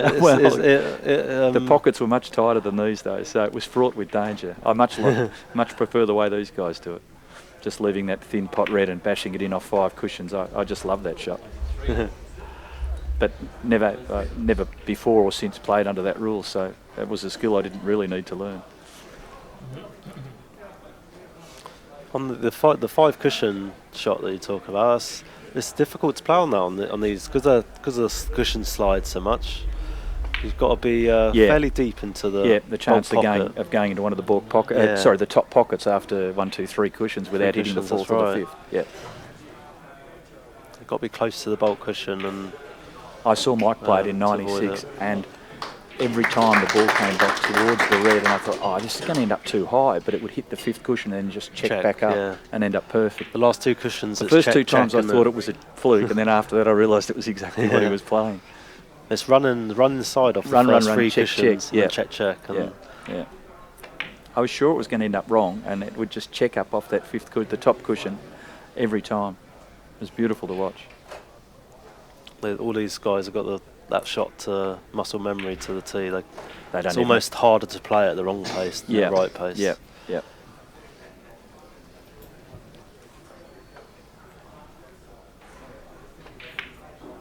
So I think he's looking like he is going to hit the front on this visit. And I think I said about, I don't know, a quarter of an hour ago, he might not be in front after this visit. And you're getting proven to be correct. Yeah. He just got a bit too thick there. Has he still got the pot red, has he? Loads of check. Oh, it's a good shot. I didn't think he could hold. That was a terrific shot. Yeah, potted it as thick as he possibly could. Yeah, it only just went in, but that's what he had to do. Now he's perfect, I think. Yeah, he is now, yep. Would have liked that a bit higher, but he'll take it. Mike, as a sample, he would get it a lot nearer the red spot. David plays a little bit more sort of what we call a shoebox. The white's in a shoebox just underneath the red spot. Whereas Mike used to use what we call the Lindrum lines, which is just next to the red spot, parallel one side or the other, just going up and down. Really close. The best exponent I saw, and you'll know, is of the really close top of the table was Roxton Chapman. His ability to play the top of the table. He said to me once, this is again back in '96, he said when he's playing his best top, he tries to get 20 points out of each inch that the white moves down the line before he plays the indirect one to push it back up. That's sort of incredible touch. He felt like he was butchering it if he hit the object white, a centimetre or something. He was using up valuable ground. But he's a beautiful player. I've practiced that kind of top where you're trying to not move the white at all. How many can you get before the white gets to the black cushion? Kind of thing. Yeah, I'm sure Roxton would be the one to be the world champion, or in his day would have been the world champion of that. I can get to 50. Is that right? That's good going. But you don't really want it because it's really important to have the indirect cannon shot to get it back. It's good the indirect for your touch, cannon I is suppose. just as important, if not more. Every bit as important, if not more. David's, again, the shoebox, that he's just pushed that wide. He wasn't really too fussed about it. Well, this is an interesting one. He's going to send the white back and across using the jaw there. Not quite. Been off. Oh, it's okay. What will he do here, Ryan? Will he just leave it up for a reverse drop cannon? Or will he do something? No, he's potting it. He's potting it, but I wasn't sure where he was going to leave the white there. That's not ideal, is it? I think it might be all right for the off-white, actually. Looks wide, but he could be right. He can probably run it. This is run when you play inside. a little bit of running side, yeah, definitely. Oh. Seemed to hit that fraction thin, didn't he? I think he knows the table. I wasn't sure that was going in. Little forcer here. He'll have to go in and out here, I think. A bit thinner on them shots, and it doesn't take the run inside. Yeah. It doesn't kick it as wide as it would have done. It's a good line. He'll have the in off. Yeah, extend the He's got to white play round. just a bit of running to avoid the red on the way round. Is he playing the cannon? Oh, is he? He is playing the Oh, cannon. you're That's right. interesting. Don't like this. Don't like this at all. No. Now, Bit- this is bit the one I pacey, wasn't discussed. I would play this with left-hand side, pocket side, but you This think side, you'd play it with this right-hand side, side. left-hand side on that occasion Yeah. because it's near the cushion. Yeah, okay. So If you you need can- the pocket side to make yeah. sure of it. Yeah, yeah. It's I'm when sure I it's saw more Mike play into one the from a table. similar spot where he played it with running side, just to. Also depends how close you are. Yeah, yeah. If you're close to the red or the object ball, you can get good control of exact right amount of stun. Yeah. And when you're a bit further away, check side. You know, You want makes the you pocket need all bigger. that spin to make sure Yeah, you get make it. it- Make the pocket a bit bigger. Yeah, so when your object ball's more in the middle of the table, that's when the running side is better because Yeah. Well, it's an easier shot. the side can't really help you in the pocket. No, so no. it's exactly. more natural. It's more natural. Oh, he's played that well. That's nice. Played that very well. Try and come sort of float just past, maybe even screw. Just Just dropping in for the in off. keeping it simple. Yeah. Simple in off red. Yeah. You spurn the white, won't he? Just drop it over the middle. Yeah. When he leaves the red over the middle, he'll try and drop the pot in and maybe just land left of the white to correct the send it back correct the in. white towards the spot. Of course, the I think he couldn't quite do it. It's going wide of that shot. So master of changing of plans. he's got a lot of shots. That's He not never ideal runs out of the. Just a little thick cannon here with a bit of check side. Yeah. 174. That's nice red there.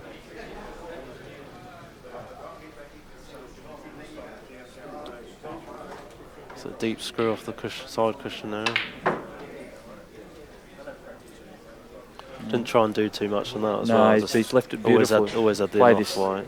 Play this thin and should leave a drop cannon, I think. He should do, yeah. Yeah, no problem. Could have done a little bit higher. It's just about okay. Is this I on think. direct or in? No, indirect. He's playing it off Yeah. the cushion. How do you play this one, Ryan? Touch of check generally, and Oh, how good's that contact? well, yeah. Beautiful That is- contact on that the is red. good, isn't it? If he wants, he'd get the white back behind. Yeah, nice little shot that one. Soft too. screw there. Yeah, yeah. Yeah.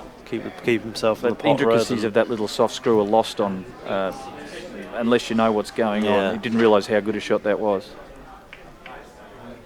He's got that a bit thin. Touch, yeah. Got it thin there. Yeah, he's going to pot it.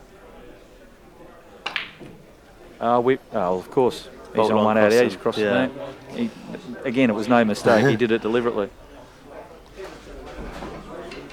He caught the side cushion on the Yes. that way. He So wanted, yep. Oh no. he's missed it. It's a rest shot there. The right angle on rest shots at that distance always No, it quite wasn't tricky. an easy shot, but I expected him to make it. I play that shot underarm. The rest you shots, really? Rest shots underarm. To find what it- end? For what purpose? I find I cue straighter. Is that right? Yeah, I find when I cue it like Dave just did just there, the normal way, I Yeah. always sort of hook it. So you get the No. long stuff out and just long, cue it long stuff. regularly. That's it. That's fascinating. Underarm and normal. That is fascinating. And it's done me a lot of good since I've done that. I'm doing snooker as well. Play some snooker tournaments, and I don't think I've ever seen anybody do that. I've done it while I'm here, but I don't know how. Yeah, I suppose I haven't Did you played learn that that many from, rest did you shots, but make that up yourself, or did you see someone else do it? I did it naturally when I was about 15. Right. Okay. I found it just a natural way to do it, more comfortable way to do it. But I got mocked about it by my mates I'm sure quite you a lot, did, yeah. and if I was under pressure to get them, and if I did miss, they would sort of joke about it to me, and in the end I stopped doing it.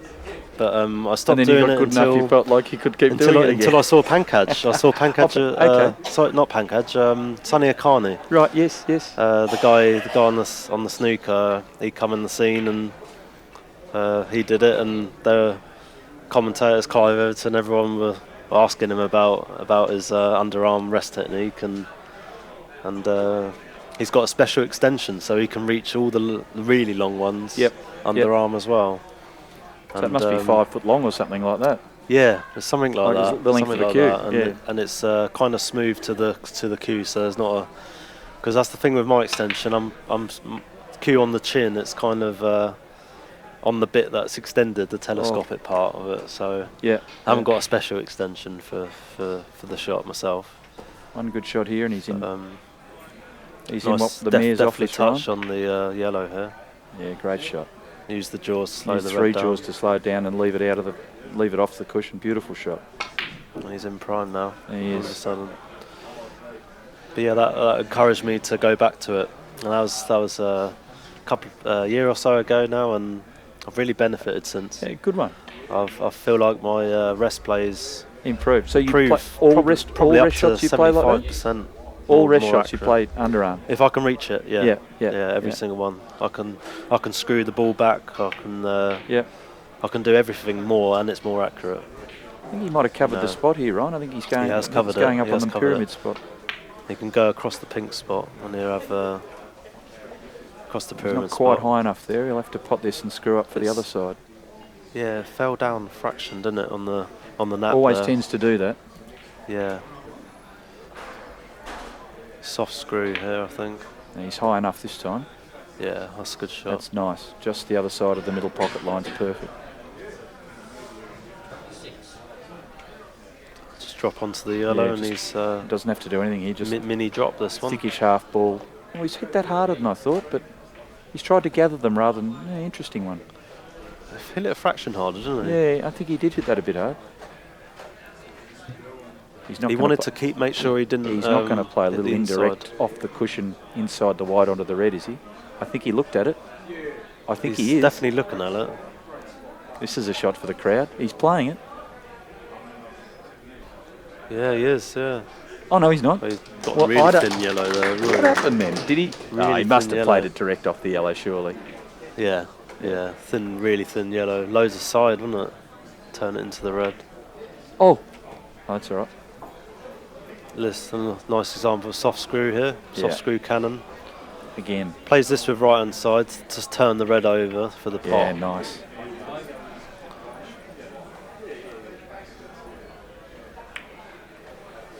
You blokes make it look so easy. I wish it was as easy. If I've struggled with it, the top of the table. Do you? I'm okay when coming over here. I've found it difficult to get to grips with it. So is the conditions? It's the cushions. I think it's the cushions. So they slide too much? They or- slide, Yeah. more than we're used to. But and even on a brand new set of cloths and conditions at the start of a tournament, you don't have that amount of slide? no, not. Are the cushions It's not played just the in more? slide. It's the softness as Right. well. It's kind of it comes off less pace and just softer bounces. Like the rubber's really new and it's soft. Okay. So it just lacks a tiny bit of bounce to what we're used to. But as Rob says, it's good for the top. It's good for the top. Because you can hit it a little bit harder and Once they don't you go once you anywhere. adjust, Yeah. you've got a bigger margin for error. Yes. You can sort of get behind the ball from a wider position. He might have a cover here. He has got a cover there. Yes.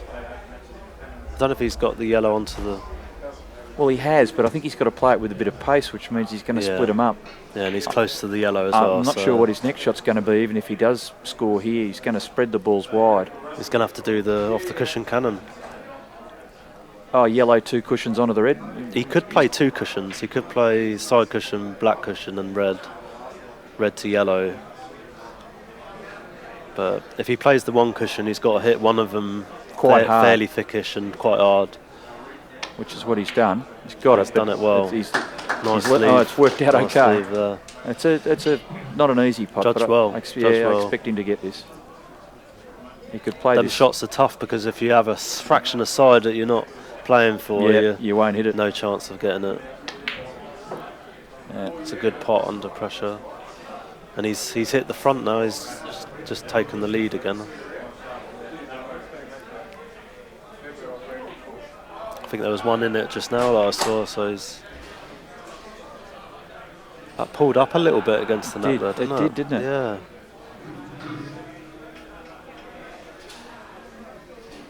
Yeah, just in front now. Again, I don't think he'll do too much with the yellow here. He'll focus more on his contact on the red. He played that, I don't know if it played Touch that your with right-hand side. side? Yeah, that's To swing the yellow round. That's to swing the yellow, get it Yeah. nearer the spot, Yeah. otherwise than you would.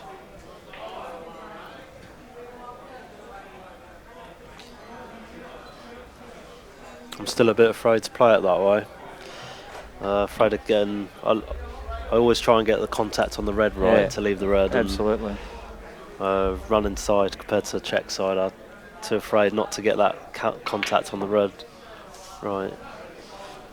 He looks good here to drift past the yellow and. For the correcting cannon? Yeah, I think so. Might need a tiny bit of stun. Fraction straight to me, but you're probably right. We'll see. It must be too straight, I think you're right. I think he's just Too going to right. pot it again and going off the yellow, isn't he? Don't think he's got too many other choices. It's pretty straight again. Yeah. Dave's looking interested, isn't he? He's Thinking confused there. there's a little opening What's he here, doing chance here? for something to go wrong. It's unusual you see I think he's played for the in-off yellow. We call that snilliards in Melbourne. Yeah, that's what we call it. Yeah. Same names, different side of the world. Or flogging the red, one or the other. Snilliards is the term we like to use. Oh. No, he's okay. Done that well.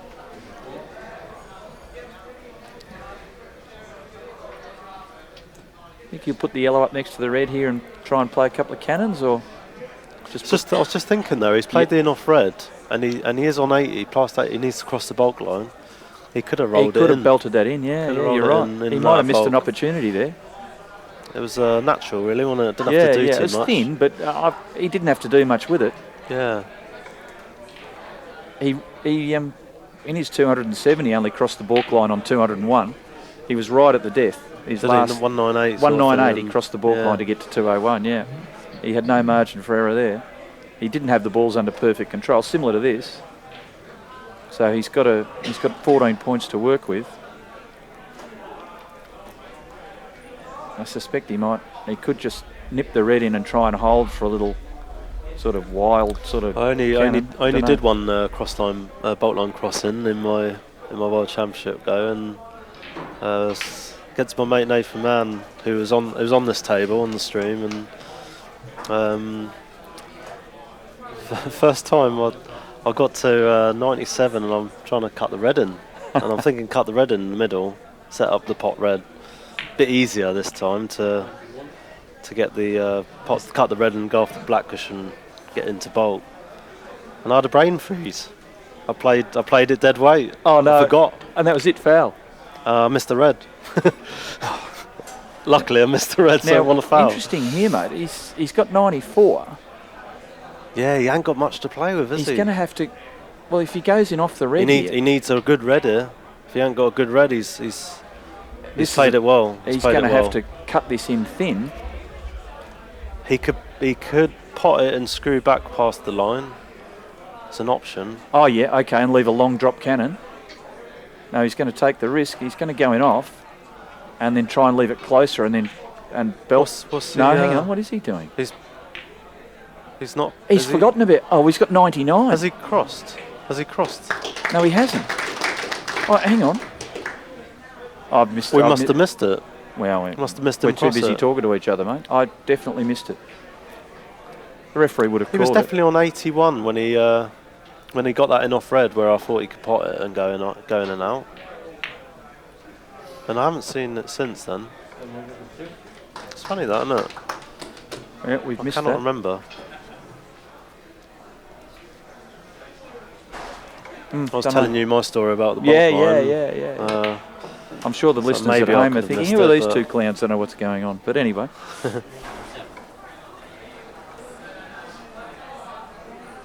David must have. David would have said if. Well, the if there referee wasn't should have a- said. And yeah, Kevin never misses something like that. So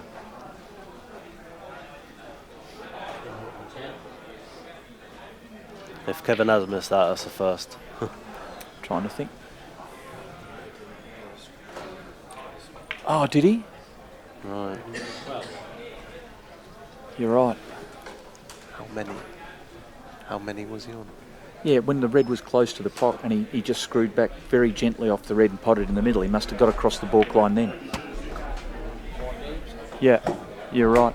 You're right. What was his break at the time? It was in the 90s or something. He had the red up near the yellow spot. So, yeah, he had the red up near the yellow spot and he potted in the middle and he just screwed back. He must have screwed back over the balk line. We didn't pick it up. Oh, yeah. Thank you. Does ring a bell. Thank you from our That's audience. That's my dad, though. Yeah. Oh, is it your dad? Yeah. Ryan's dad put us correct. It's a very subtle balk line crossing. Probably the most subtle balk line crossing I've ever seen. In the meantime, he's lost the yellow. And double balk ensuing.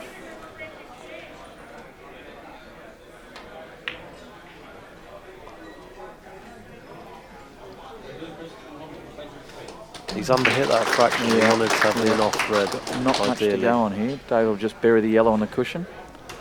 Don't think he'll try to do anything clever. No. Generally, as a rule of thumb, if you've got the opponent's got the off, they maybe go for a shot, maybe try and move the red, but otherwise, if it's just a pot, misses the shot. Particularly a straight pot like that, Especially where a straight spot, he can't get down to the middle pocket or anything like that.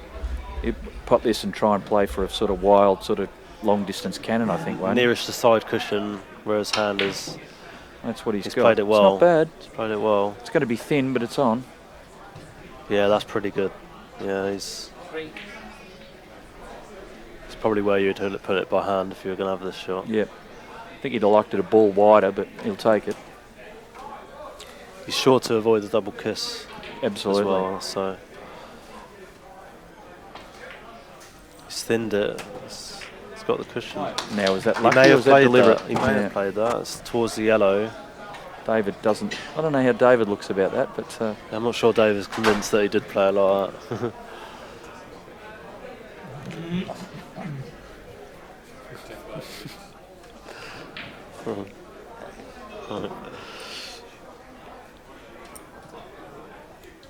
they'll let anybody in here.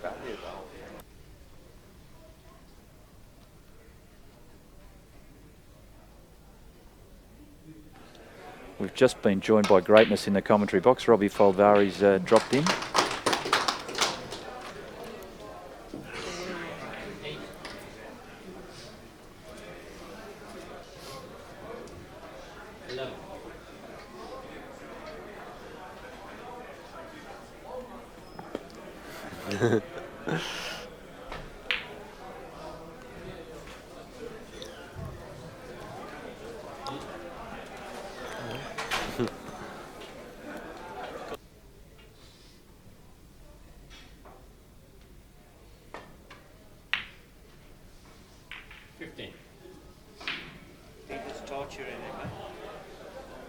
Yeah, very close match, this one. He's had a couple of good centuries, but Keeping it tight though, huh?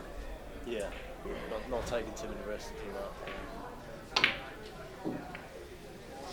Yeah, to be honest, the only way to beat Dave is you've got to get in his head. Yeah. Because if he plays without thinking, He's he's got unbeatable, no isn't chance. he? Yeah, yeah, he's ridiculous. That's absolutely right.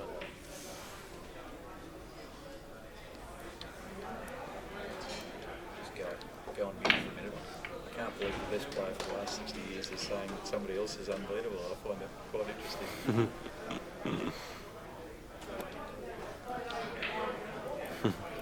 Peter with Quite interesting, isn't it? Peter with a slight advantage here. Is 100-point lead and in play as we approach the end of this session.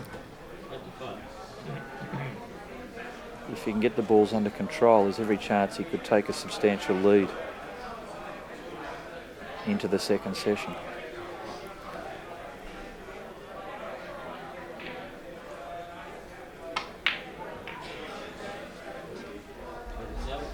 Peter comes into his own in these kind of positions. He's been in this position so many times against Great match Dave as player. well. And, yeah, great match player, obviously. I'll be surprised if he gives Dave another chance the rest of the session. If he breaks down, there won't be much to shoot at. Yeah. Yeah. It would be something like what happened just now, where he double bulked. And Yeah.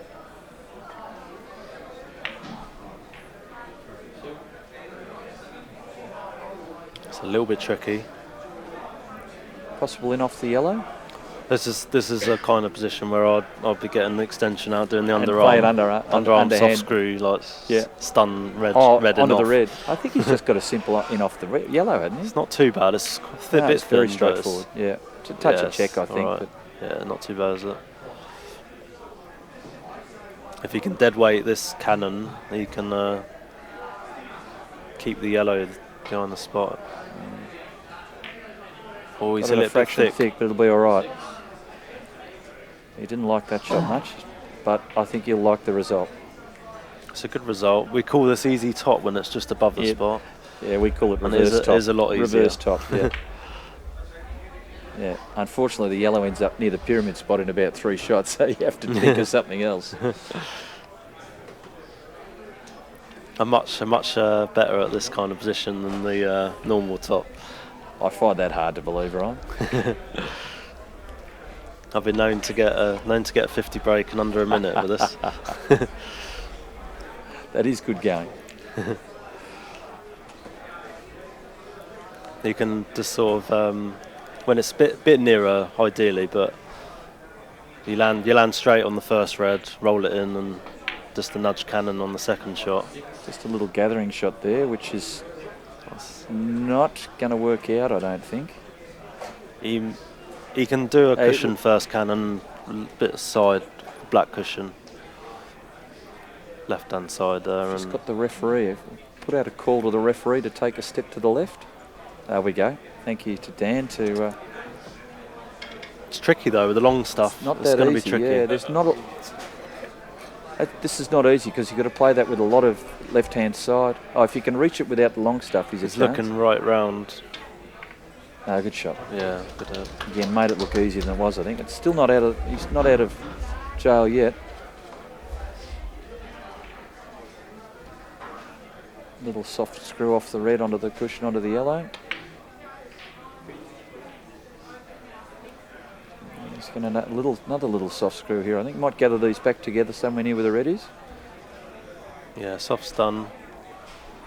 Should be quite near each other. That's interesting. Quite near each other. Move them a bit away. Soft stun yellow red this time. Yeah. And should be in much better position after this one. Oh, there's good contact on the red there. That was a good shot.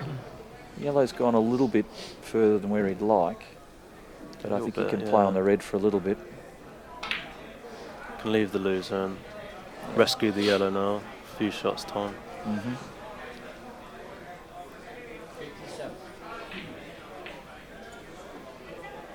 That's the thing. Peter's so used to playing Dave. He knows just what to do to beat him. He's a good match player anyway, but he knows Dave like the back of his hand, and the way to beat him, like Mike said, is to slow him down. Just to make him think, basically. You know, put him under pressure. Everyone's fallible to pressure, and Dave is no different. He's just different when he's not under pressure. Yeah. He's pretty much unplayable. Interesting shot, not how he played it. Yeah, he played to send the red in and out of bulk there, didn't he? And has he turned up with a little cannon here? I would. If it's wide for the cannon, he's in wide, trouble. Yeah, it's wide, yeah. Is he just going to bash the cannon? He may have it's the Jenny, I think, long Jenny. No, it was pretty much on.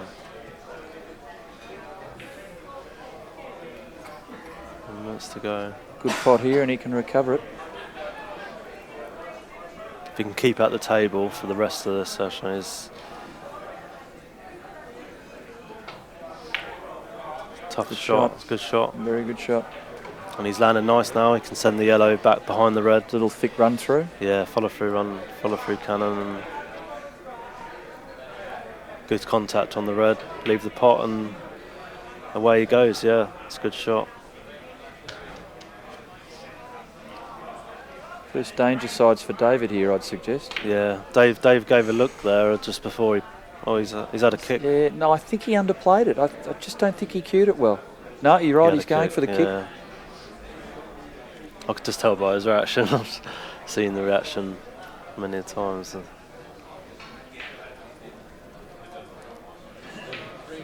It's okay though. It shouldn't be a problem.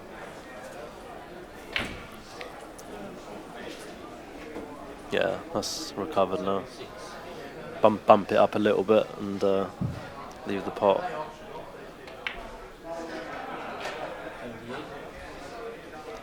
He's covered him, hasn't he? It's funny, he played that with not really any left-hand side. Which you thought he would have needed. Would have straightened the red up a little bit too. Get under the red and...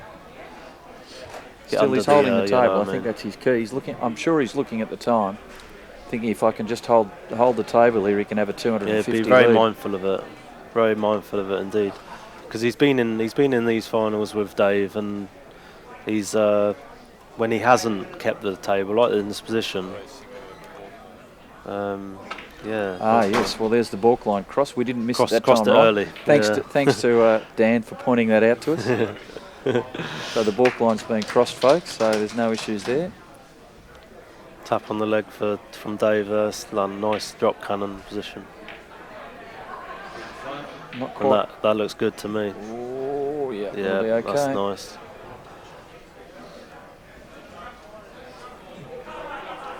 Yeah, like I say, he's been in this position where he's not held the table. He's just lost the visit just before the session ended, and so Dave's sort of coming back when the second session starts. Yeah. A massive break later, he's down and away. Yeah.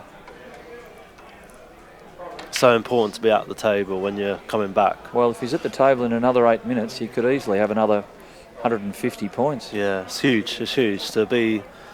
You keep racking up the lead, but then you have a rest and you can rack up a massive lead. Yep. When you come back. Yeah, it's a critical 8 minutes in this game. Certainly the way Peter's playing, I think he's aware of it. Yeah, definitely. No one's more adept to these situations than Peter.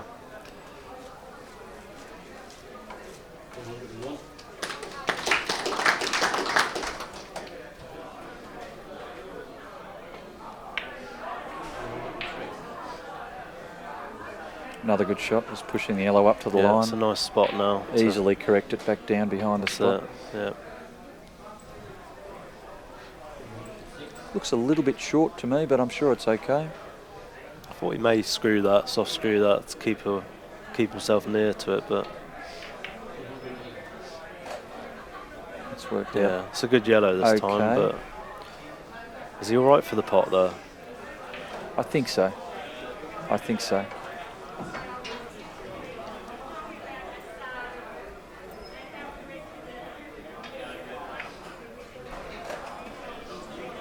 Yep. I've also seen Peter on the other reverse side of that is run out of position like this and have almost an unassailable lead with him coming to the table second session.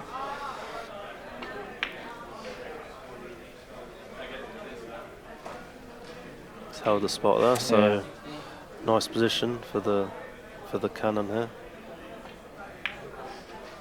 Bit of check just to just nudge it down past the spot. Caught it a little bit thin though, yeah, so he didn't have the red pot red which he wanted. Yeah. He's got that back where he wants it.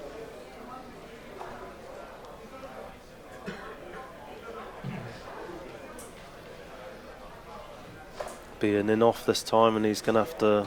He has to get it up. Bit further up than it is. Into the magic circle, Ryan. That's the one. Yep. And he hasn't. He's left the drop cannon. He hasn't. It's almost like he did that on purpose, but I don't think I'm sure he he didn't. I don't think I'm he sure did because didn't. that's a fraction wide, I reckon. No, he's just under hit that. You always want the pot. Yeah, he's playing this off the cushion.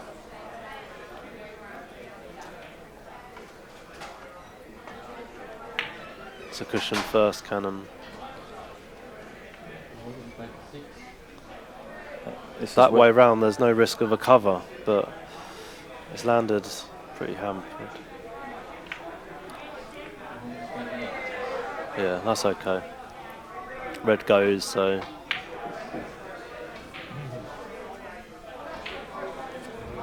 I've learned the way to play this. Play to go over the top of the yellow here. I think he's a bit high though, isn't he? Can he get over? Oh no, you're right, he can. Yeah. I was commenting on Mike playing that shot in the last session. I think Mike's the best I've seen at playing that shot.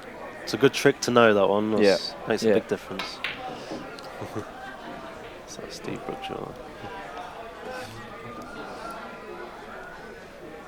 Now he's back in prime position. Bit of run inside just to get the top side of the red there. Didn't try to do too much with the yellow. I thought he might have got a bit more greedy then. Yeah, Mike definitely would have. He definitely would have got that up right tight up to against the red, near the spot. Yep, on the Lindrum lines. I suppose it's a risk though. Well, you get the cover. You don't want to land on the spot. Yeah, you put it on the spot, and then you got to go up to the pyramid spot, or even cover the red to one pocket. Yep. So I think at the moment, I think it's conservative. I think it's paramount in his mind to be at the table at the end of the session. So absolutely. There was no crowd-pleasing billiards there. Yeah, he knows. He just knows how important that is to be. So no risks. Oops. Slippery gloves. Yeah.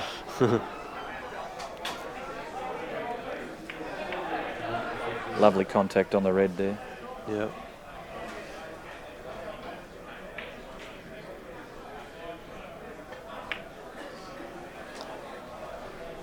Bit of check there to. Well, he could convert to postman's knock if he wanted to here, and there's an added advantage there in that if he does miss, David's yellow's buried. Always under. good to have postman's No, he hasn't knock. tried it. He's played the rescued, played the beautiful shot there, and it's worked out well. Worked out very well.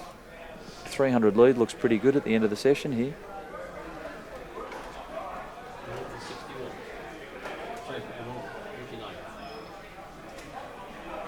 How long we got now? It's just a minute or two only a now, couple I of think, minutes. isn't it?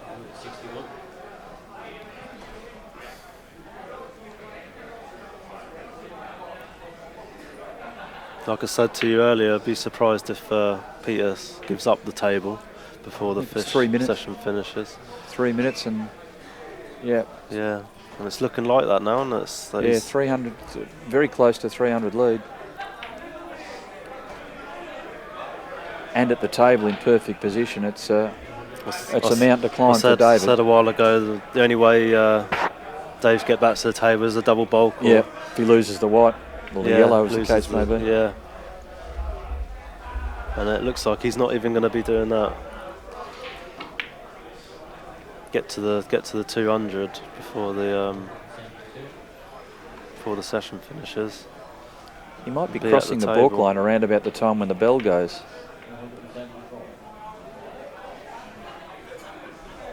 Yeah, so we'll be about then. Has he got a bit of angle there?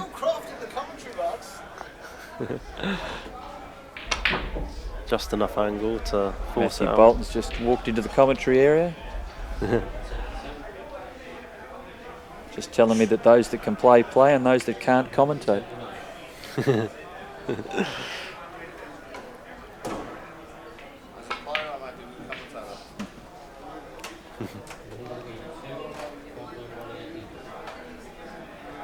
Matthew, of course, bemoaning his recent loss in the quarterfinals. Disappointing for all us Australian supporters. It's a shame, I suppose, not to have a maybe Australian English final. Folks, I've got to tell you, Ryan said that with a big smirk on his face. I think the pain of the Ashes loss is still being well felt by our English colleagues, folks. So we can revel in that success. Well, you call it a loss. It was a draw in our eyes. Retention of the Ashes, Ryan. Yeah, true, yeah. You've been following cricket long enough to know that that's what it's all about. How's this going? Could be a tricky shot. Well, there's the balk line cross, but has he got a run through here, or is he completely out of position. He doesn't look happy. Does he? I'm not sure he can run through this. Oh, maybe he can. He's got down on it quickly, so I'd suggest he can. I think he's just a bit confused with how it's how that crossing's the line it's ended up being. He's straight on. He's got it lined up here, so a thinning off red is the shot, I suppose. But I think he might not play. These are shots that you don't really want to be playing. Well, you'd rather play it now than first up the next session, wouldn't you? I mean, you want to wait 20 seconds really, and he's got it. He's got it. He has got it. They're the kind of shots that if you're going to miss, you're going to miss just before the session finishes. But I think you'd rather play it now than as your first shot cold in the next session. You want a nice, easy shot, really, don't you? You won't get another one in now. One. Yeah, that's it. Yep. Great session. So he's stayed there. Great session for Peter. Yeah, and he's done everything he needs to do and more there. With a 273 lead and at the table. Well worked out there. Good arithmetic. Maths is one thing I could do, right? that was my strongest subject as well. Well, thanks for that, Ryan. Yeah, enjoyed that. It's very enjoyable to talk to you. Nice to meet you now. And yeah, we'll see you again. Yeah, hopefully I will do it again soon. Thank you very much. Signing off. Signing off.